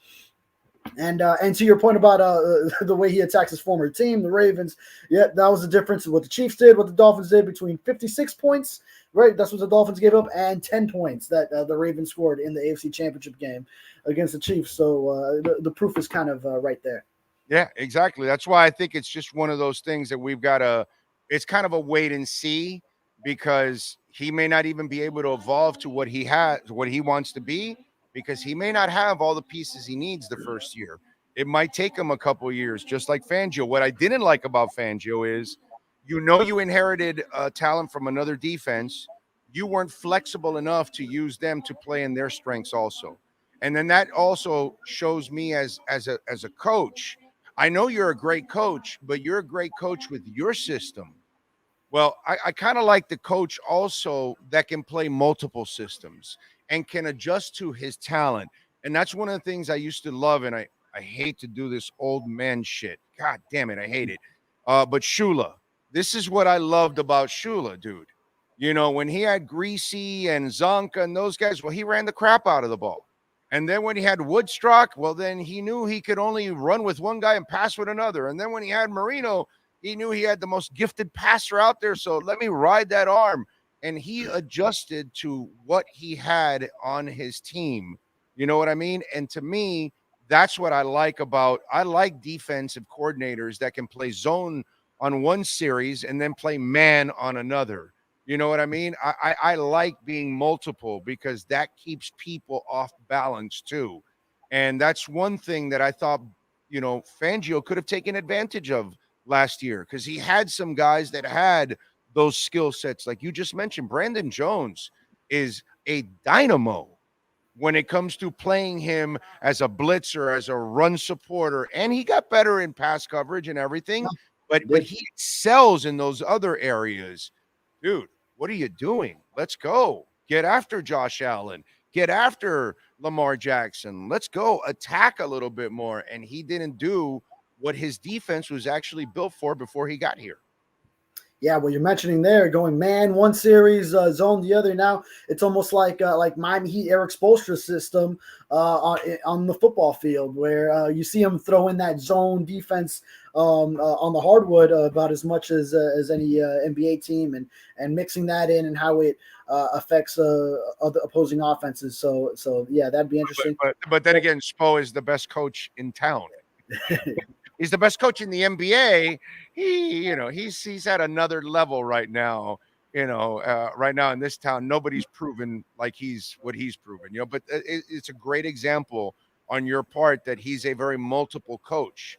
And to me, I think that's incredibly important. And I thought Fangio lost out on an opportunity last year to show some flexibility, because he had the players actually that could help him out on that end more than his end. It's kind of weird. Yeah, Fangio kind of struck me always as sort of like a my way or the highway type of coach, and when you've done it so many years, and you'll fall into that mentality, but you have to be able to be flexible with what you have, and there was just so much personnel that was there for the structure of the previous defense, so not as much adjustment on his part. He could have figured to increase the blitz rate a little bit based on how much it was, so it wouldn't be such a drastic difference. I think at least in year one, and then if it would have worked out where they were sticking with that plan for year two, then maybe you get more of the ingredients that you need for his system, and then you just go further and further on that spectrum to shift toward what he wanted to do. But yeah, I think year one, it would have been ideal if he was a little bit more flexible toward what the guys on defense were doing, and just make it sort of like a slow roll, slow introduction into his system. All right, what do you got going on in the Sun Sentinel, my brother, so folks can check you out? Good. Checking out NFL honors tonight, which Tyreek Hill's up for Offensive Player of the Year, and Tua's up for Comeback Player of the Year. Alec Ingold, he's the Dolphins nominee for Walter Payton Man of the Year. So, tune in tonight. I'm going to also see if any of those Canes get into the Hall of Fame. That'll be good. I know they've been on that finalist list since I was covering UM every year, it seems like. So it'd be nice if Hester and who else? Andre Johnson, Reggie Wayne, if those guys can get in. Reggie Wayne will get in probably even before Andre, only because he was on a better team. Andre Johnson is a first ballot Hall of Famer, bro. Should be, right? Yeah, I mean, no should be. There's no should be like that, There's no should be. That's one of the greatest talents I have ever seen in my life at wide receiver is Andre Johnson. He just played on a shitty team with no quarterback ever. And he still put up numbers. And he still put up numbers. He did what Irving Fryer did for many years with the Patriots. Mark Wilson and a bunch of other bums that threw to him, and he would still, get 900, 1,000, 1,100 yards. And then when he came to Marino and for Philadelphia after, he played with better quarterbacks and he put up better numbers. And he put up Pro Bowl type numbers, but Irving Fryer was a stud with crappy quarterbacks. Andre Johnson's even better than Irving Fryer, and to me, Andre Johnson is a superstar talent at wide receiver, bro. Like, if he would have been with Mahomes or Brady or whatever, he would have gone into the Hall of Fame, and he would have been recognized like he should. Like one of the greatest receivers to ever play in the NFL. Seriously. Absolutely. Aside from that, just keep an eye on any other staff changes. We know the Dolphins have Joe Barry as a linebackers coach now. Anthony Campanelli's out. And Ryan Crow in as outside linebackers coach, was previously under Mike Vrabel in Tennessee. But Ryan Slowick, who was previously in that role for the Dolphins, he's staying on staff in another role that yet to be determined. So just going to be following up on all the news going on around all these defensive coaching staff changes with the Dolphins. And if you're going to put a punter in or a kicker into the Hall of Fame, the greatest returner of all is Devin Hester. And so Exactly. I have zero issues with Devin Hester going into the Hall of Fame. I just have an issue that Andre Johnson is not respected like he deserves because people really didn't look at the talent. They're just looking at the situation and his stats, and his stats don't even tell the real story of that guy, dude. Yeah, and wide receivers always get this disrespect too, where they don't get in on the first ballot. I mean, it's so few wide receivers that get first ballot Hall of Fame status. Just by the way the votes go. And you're right, Devin Hester. I mean, I know a lot of people have issues with a specialist, a return specialist getting in, but he was the best at his position and dominant. I mean, those 06 Bears, you couldn't kick or punt to the guy. He changed the whole game where they were kicking off out of bounds, taking the penalty because you didn't want to score and then just have the Bears go and take those points right back with a Devin Hester return touchdown.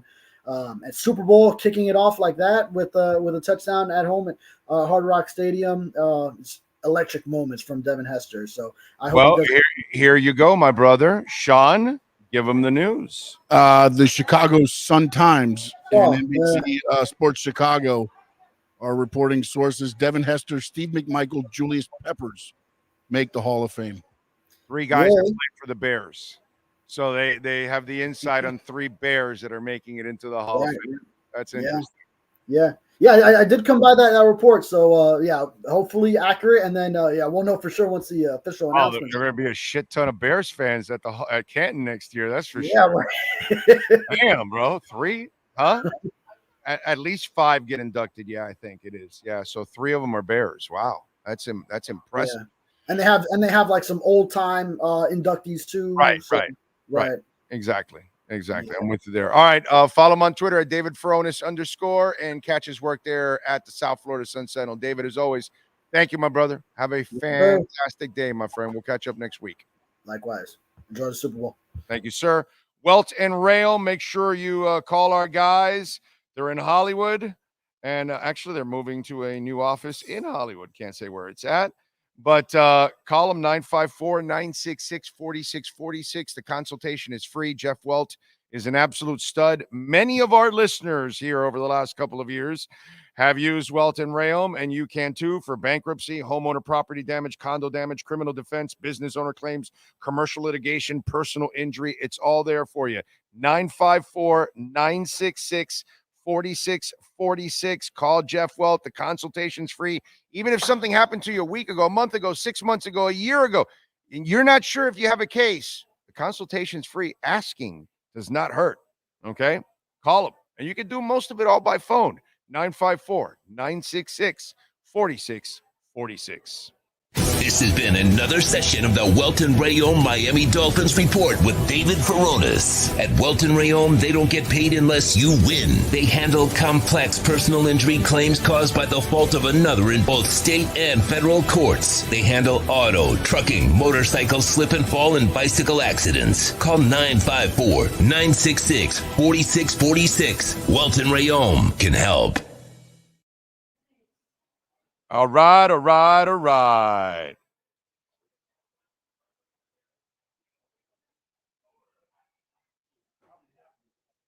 What's that? You'll be happy with it. I'll be happy. Well, not just Devin, but the Steve Mongo McMichael, and I'm just he's a good dude. Good he's player. Ultimately going to make it with the condition that he's in. Why?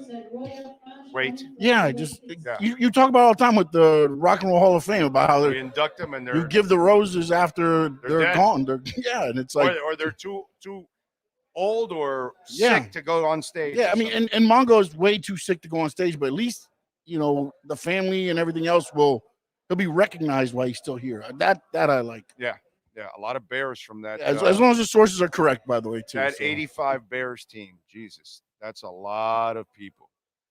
It's a lot of people. A lot of people that belong in the Hall of Fame from that team. Let's see. What else do we have? Okay. Let's get a couple of super chats here. Frankie Fresco, thank you. Big O, hear me out. The Dolphins might hire you now that you have an injury. Just kidding. Keep up the good work. Sean, TK announcement sucked. Okay. He says yes. Rosendo says, thank you, sir. Appreciate you. Glad to see Big O ushering in a wave of positivity, inspiring gratitude, and hopeful vibes for a filling day ahead. Let's hope so. That's only if you don't have an injury. Yeah, that's it. Or if you're SoCal Derek, who continues to come after me with silliness on Twitter because he doesn't know shit about Bitcoin, and he keeps repeating stupid shit that other people say, oh, it's a scam. But I don't know anything about it, but I'm listening to other people. I mean, listen, if you don't do your own homework, why do you listen to other people that don't know anything? Gus1388, thank you for the love on the super chat. Deion Sanders lost toes to turf. It was turf toe? I did not know that. Didn't know that. Had no idea that it was turf toe. I knew he had something that happened to him, but I didn't know it was that. You go ahead. You can say whatever the hell you want. By all means, because I saw somebody say that Josh Allen's doesn't get injured. But Josh Allen would have never been drafted because in college, he broke his right clavicle, missed 10 games. Oh. Then he injured his right shoulder, missed 4 games. So by all no, I mean that's injury prone. That's injury prone. That's injury prone. And then plus he had an injury in high school too, which was the same shoulder. Oh. The right shoulder has been an issue for a long time. And by the way, my friend, is injury prone. And Josh Allen, you're cut. And by the way, that shoulder was injured during this year. And he played with it and everything. So, but you guys, you don't draft Josh Allen then. It's just the injury stuff just gets to a point where it's just ridiculous. You know what I'm saying? It's just ridiculous. You're not going to get 53 people that never get injured. It's just not going to happen. But the problem is the last 2 years have been brutal for us. That's all. Got to let it go. Big O, how do you feel about Reggie Roby? Is he worth consideration? He was good. I don't know about, punters overall, bro. You know what I mean? That discussion for me is like, yeah, I just have, whatever. If you want to make that argument, go ahead, knock yourselves out. I don't really give a shit about Ray Guy or Reggie Roby or any punter, to be quite honest. I don't even want to have a discussion about punters in the Hall of Fame. Okay? You know what I might do for you? I might have a kicker for you in the Hall of Fame. If you give me a guy that hit all these clutch kicks and these big games, and he was the reason why you won a couple of Super Bowls, and he was like, maybe I can hear you out and all that, but I don't even want to enter into a discussion for punter and Hall of Fame.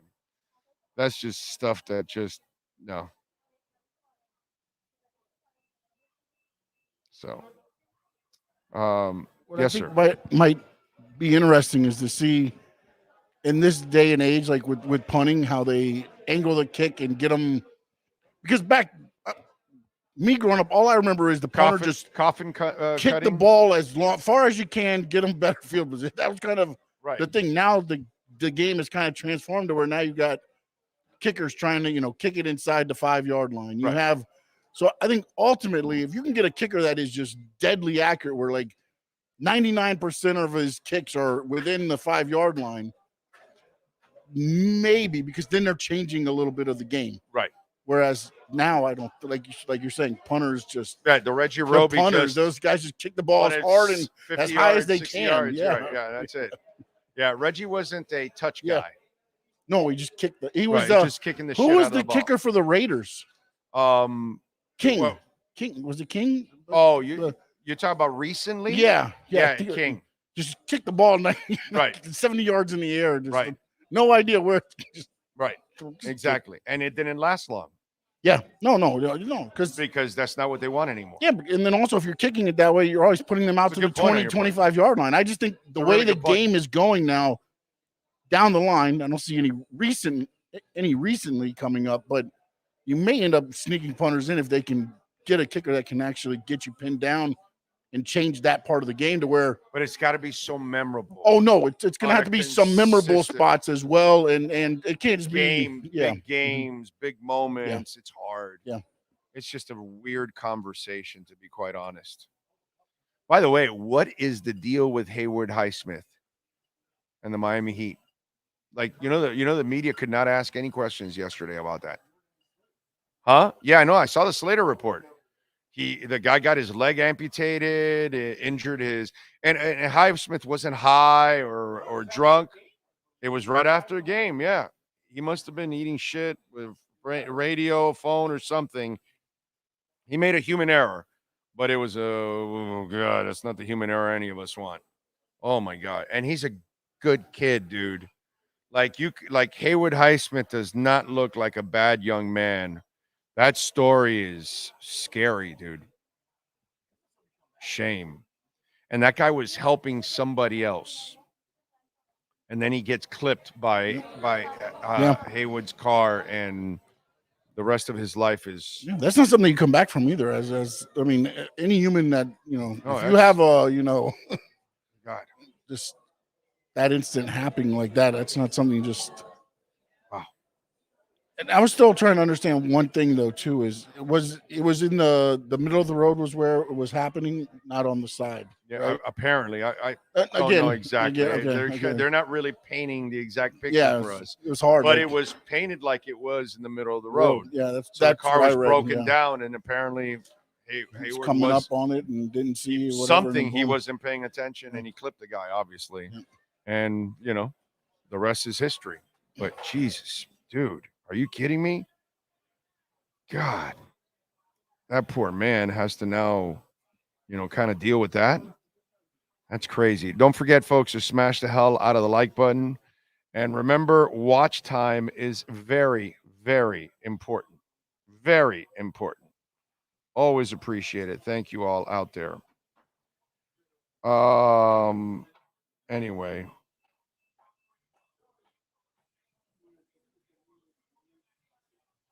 What else do we have going on in the world of sports? Let me let me get into a little B-Days and music history here overall.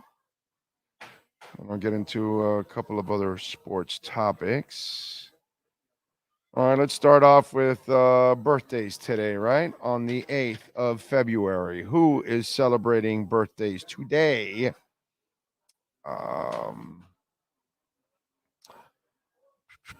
Paul White, wrestler, 52. Oh, that's the Big Show. That's his name, Paul White.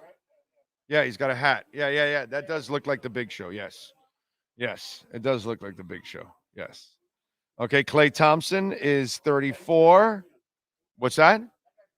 Yeah, he's good. Well, he used to be good. Anderson .Paak, the R&B singer, is 38.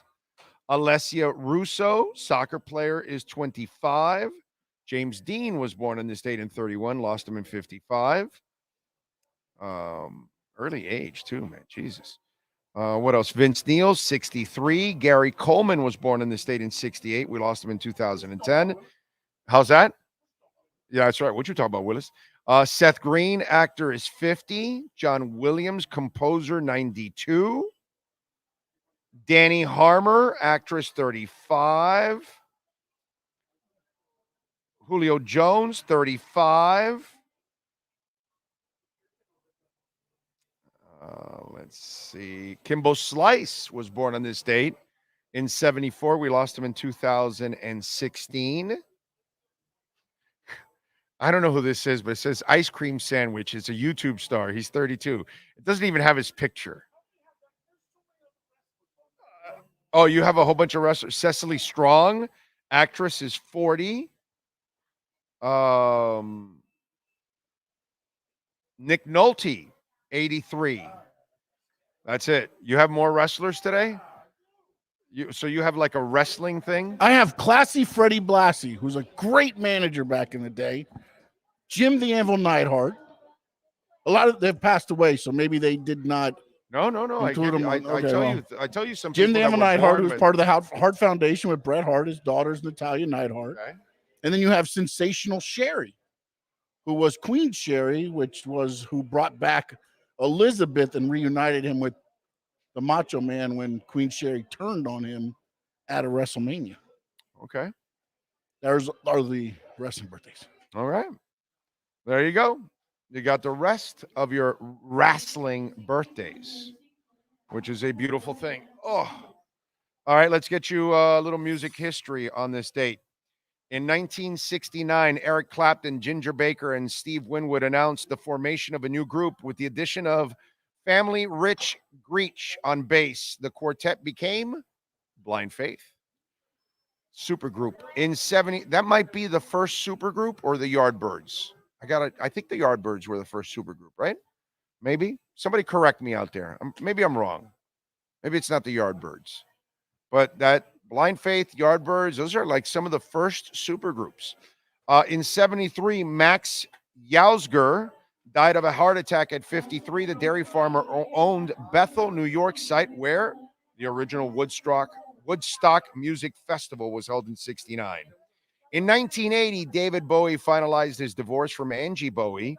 The singer won custody of their son Zoe, but had to pay his ex $51,000 in settlement.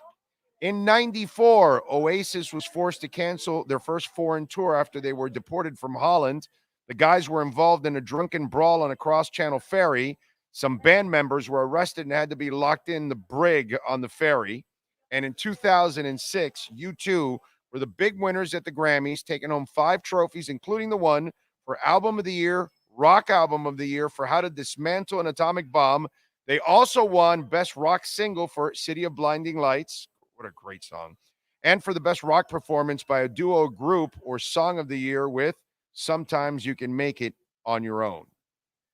Just a great album, How to Dismantle a Bomb. Absolutely. Cream was the first supergroup? Okay. No, that makes sense. Yes. Okay. All right. Yeah, that makes sense with Clapton and Ginger Baker. Yes. Okay. All right. So Clapton, so Yardbirds, you said what? Cream, and then Blind Faith. Yeah, those were probably some of the first supergroups from back in those days. All righty, let's talk a little Super Bowl. And by the way, the line for the Super Bowl has not changed the last couple of days. The Niners are still favored by 2. The over and unders 47.5. The money line, the Niners are minus 122, and the Chiefs are plus 102. That's about it. And Steve Calabro is ready to go. We're going to talk a little props, too, because he's got some props. The wise guy has got his pick in for the Super Bowl. He's going with Niners, right? Wait a minute. Hold on. Pump it up, homeboy. Yes. Big O, I just talked to the Jersey guy. He's all about the Niners. And I got to tell you, I have had a change of heart. You're going with me and the Chiefs? Well, it's going to sound like that, but let me explain it. I'm going to be rooting. Thank God for sports betting. Make sure all your listeners know that sports betting is alive and well here at Hialeah Park. Yes, it is. And it makes the game exciting. But I'm in conflict. I'm in complete conflict. Why?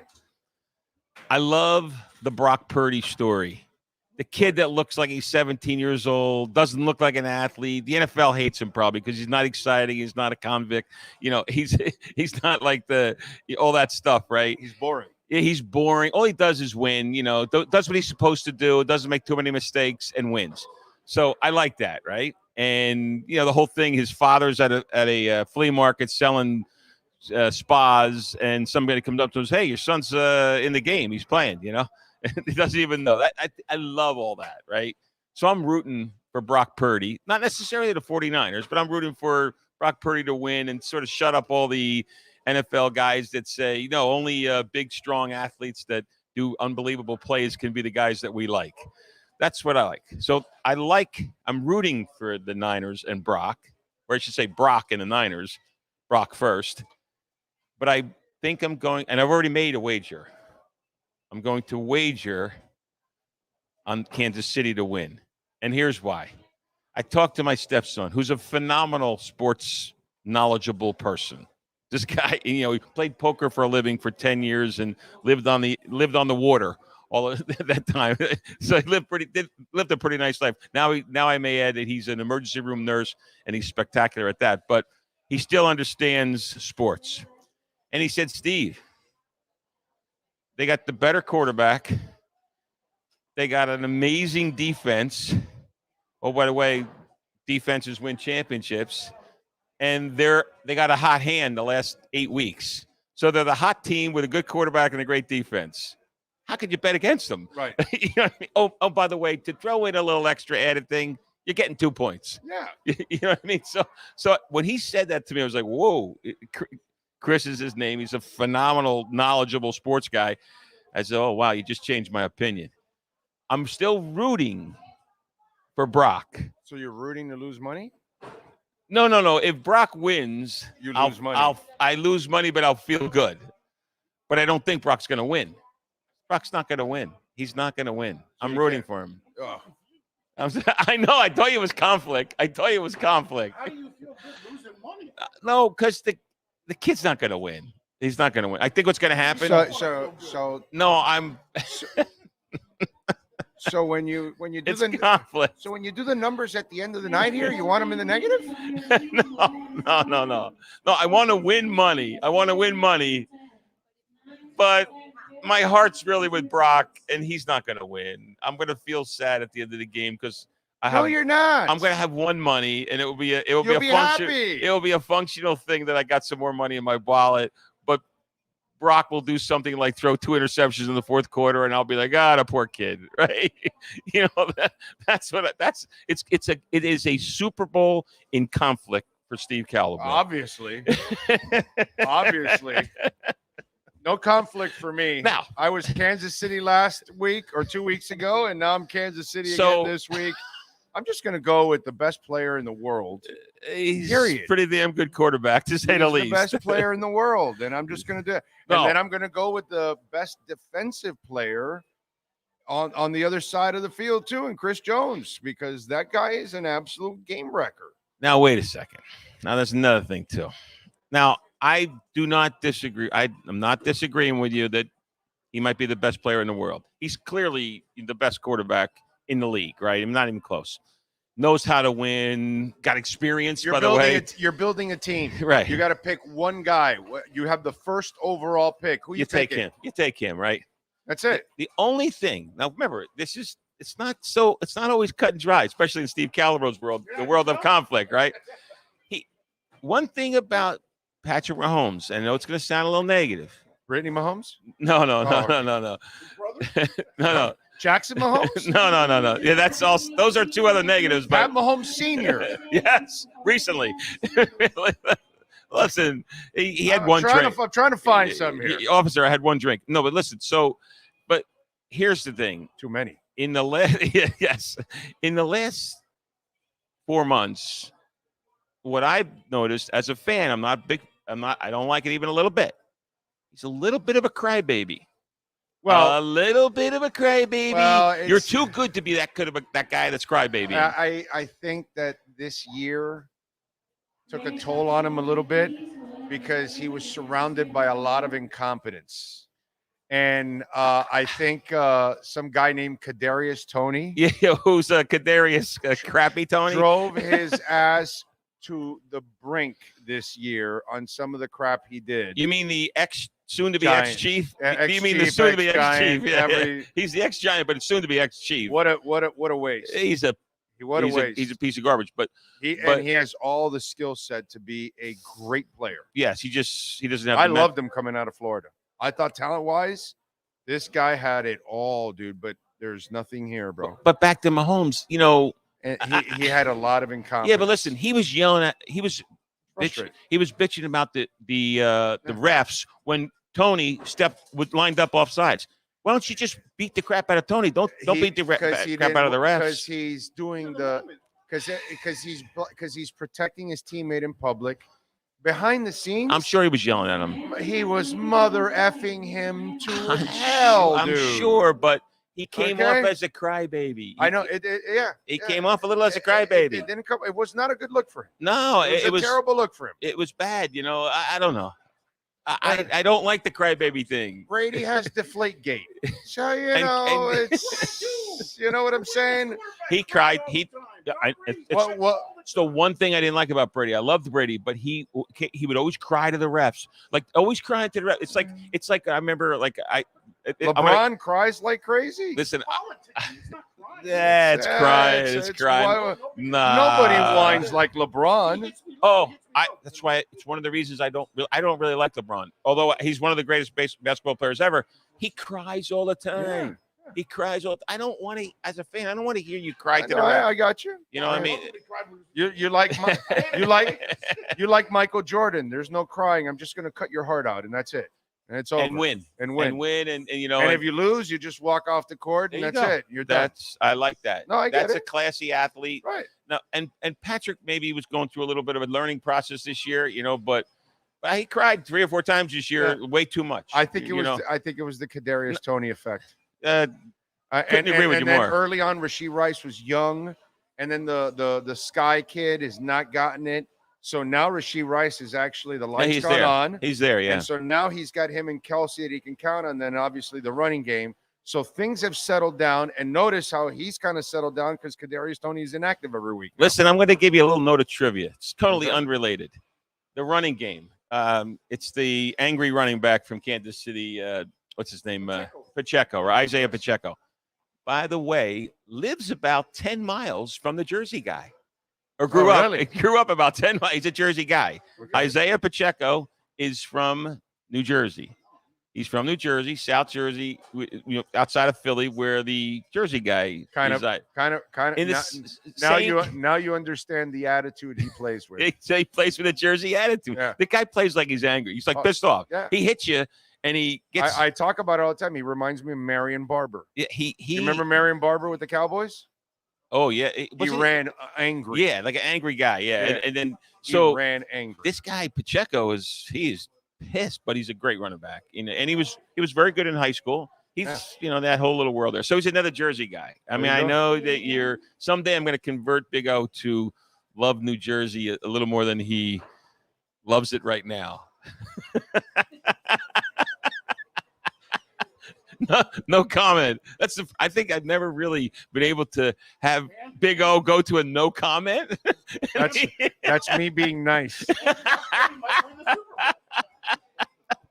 Big O's just being polite, right?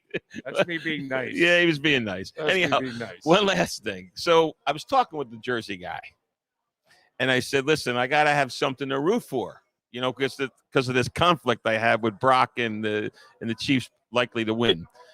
So I've got 13 wagers that are bizarro wagers that I'm going to make. Okay. So that's not really bizarro. First bet is I just want to rattle them off. You say yay or nay. Okay. First person to score wins the game. Yes, I say. First team to score wins the game. Oh, I would definitely say no on that. Oh, I got yes on that. The Jersey guy said yes. We'll see what happens. Get a pen. There's no maybe. There's no maybe. I'm kind of hoping that I'm kind of hoping that the 49ers score first so I can get more points on the live. Actually, I picked 49ers first to score. Picked 49ers. Yeah, I'm actually hoping that happens because then I can get the Chiefs with more points and then I can win more money. Chiefs total number of touchdowns plus 2.5. 2.5. So it's 3 touchdowns. I got the over. Yeah, I can see that. 49ers total touchdowns plus it's 2.5. Because you can pass on them. 2.5, and I got over on that one. On what is it again? The Niners getting 2.5 touchdowns, 3 touchdowns. Yeah. Yeah, I think it's going to be a high-scoring game. So do I. Yeah. I actually think that too. Until Brock throws his 2 interceptions. But that adds to the and then I'll be sad. That adds to the high scoring, actually. I'll be sad. Yeah. Well, it's touchdowns. It doesn't matter offense, defense. Chiefs Chiefs on the over to get 1.5 field goals. I say yes, over. Oh, for sure. Yes. Niners 1.5 field goals under. No, I would go over on that too. That guy misses field goals for a living. That guy for the Niners. That's true. That's for the right. 49ers. He's not good. Yeah, Moody That's or whatever. a good call. Yeah. That's a good call. He misses him for a living. Yeah. That's his claim to fame. I miss the good ones. I miss the easy ones and the good ones. Yeah. No, The 49ers over. What about that? Last team to score. Chiefs. I got Chiefs too. Yeah. Total touchdowns scored by both teams. I went with the over 5.5. It's 5.5 is the over. It's going to be 6. It's, yeah. It's got to 6. It's going to be pretty close. Yeah. That means the Niners got to get 3 and Kansas City got to get 3. Right. Total sacks 5 is the over under. I went with the under. I don't think Mahomes gets sacked often, but Purdy can get sacked a couple times because he is not as mobile. If he gets sacked 3 times and Mahomes gets sacked 1, you still win the under. Yeah. I kind of like the under there. I'm on the under on that one. Yeah, that's a good one. That's a tough one. They're not easy. It's They're hard. not easy, you know, because they're going to get rid of the ball quickly. It's over 5.5. Yeah. 5. 5. The under is 5 on sacks, 5.5 on touchdowns. They're going to get rid of the ball quickly, so I kind of like the under on that one. This one, I got to talk to the Jersey guy. Now that I'm looking at it, I'm not feeling the love on this one. KC scores a defensive touchdown. Yes. I put no here. You can get the interception, but you got to get it in the end zone. They have a great secondary, man. Yeah, but that doesn't mean they're going to go pick 6.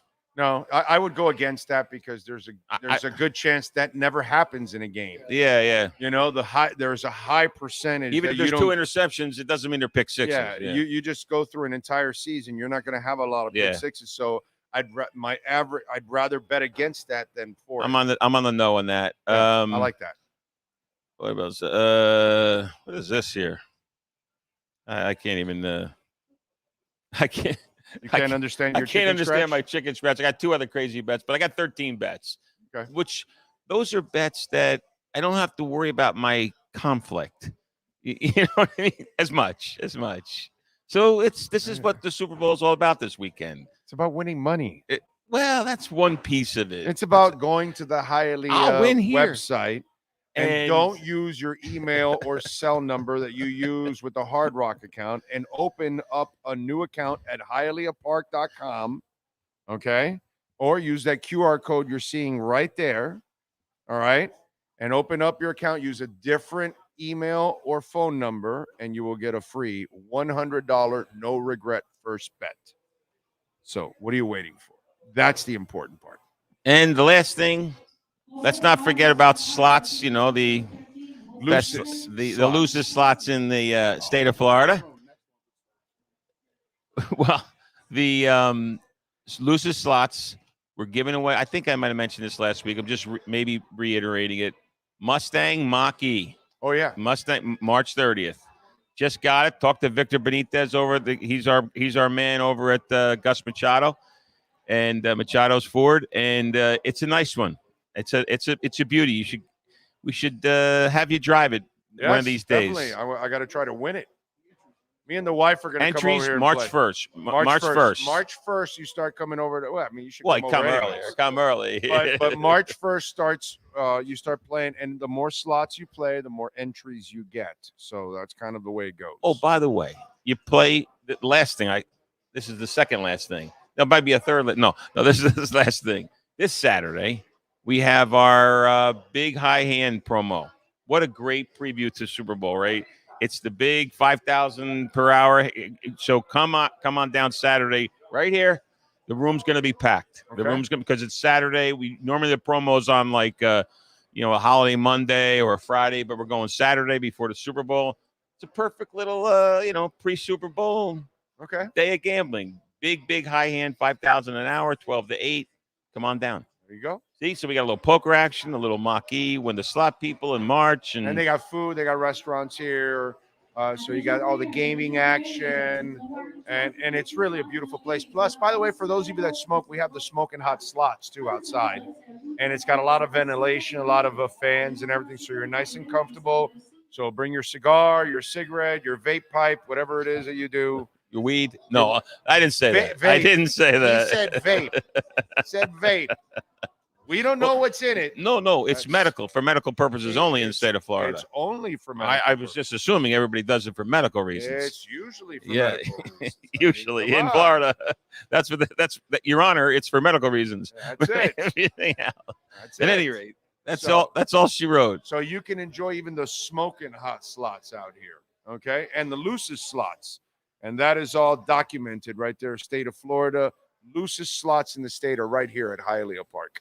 So, Big O, have you told your fans that you're on the injured reserve for 6 weeks? Dude, these people know everything of my life. I tell them everything that goes on in my life. I'm brutally honest about just my life. Period. It's all good, but that's a little banged up there. But you'll be back in the lineup in about 6 weeks, full strength. Well, actually, you're in the lineup. You're playing injured. You're playing injured would be the way that we would describe it. You're playing injured right now. I'm playing, so we got to be careful. What we can't put any trick plays or any shortcuts or sharp cuts or moves or anything. No can't do any of that. I don't right now. I don't have the flexibility to run that right now. Right now I'm on the IR. I think you're more playing injured, so you're not 100% because you got the mic in front of you. Yeah. You got the mic in front of you. Yeah, we can still kind of do our job, just not at peak levels. You know what I'm saying? But you playing injured is better than the average guy in your position when he's fully healthy. I appreciate so that. That's the nice the good thing. Very nice. Anyhow, come on down. Bet the sports here. Bet the slots. Bet the poker. Damn right. It's all good. Thank you, my brother. We will catch up next week, my friend. Will do. And folks, appreciate you all out there. We thank Steve. We thank, of course, the Brunetti family, as always, for making it nice and easy and for always supporting us for so many years. We thank David Furones, Sean Stanley, and everybody out here at Hialeah Park. We will see you tomorrow morning. All right, we'll be in studio, 10 a.m. You all be good out there. Have a great day.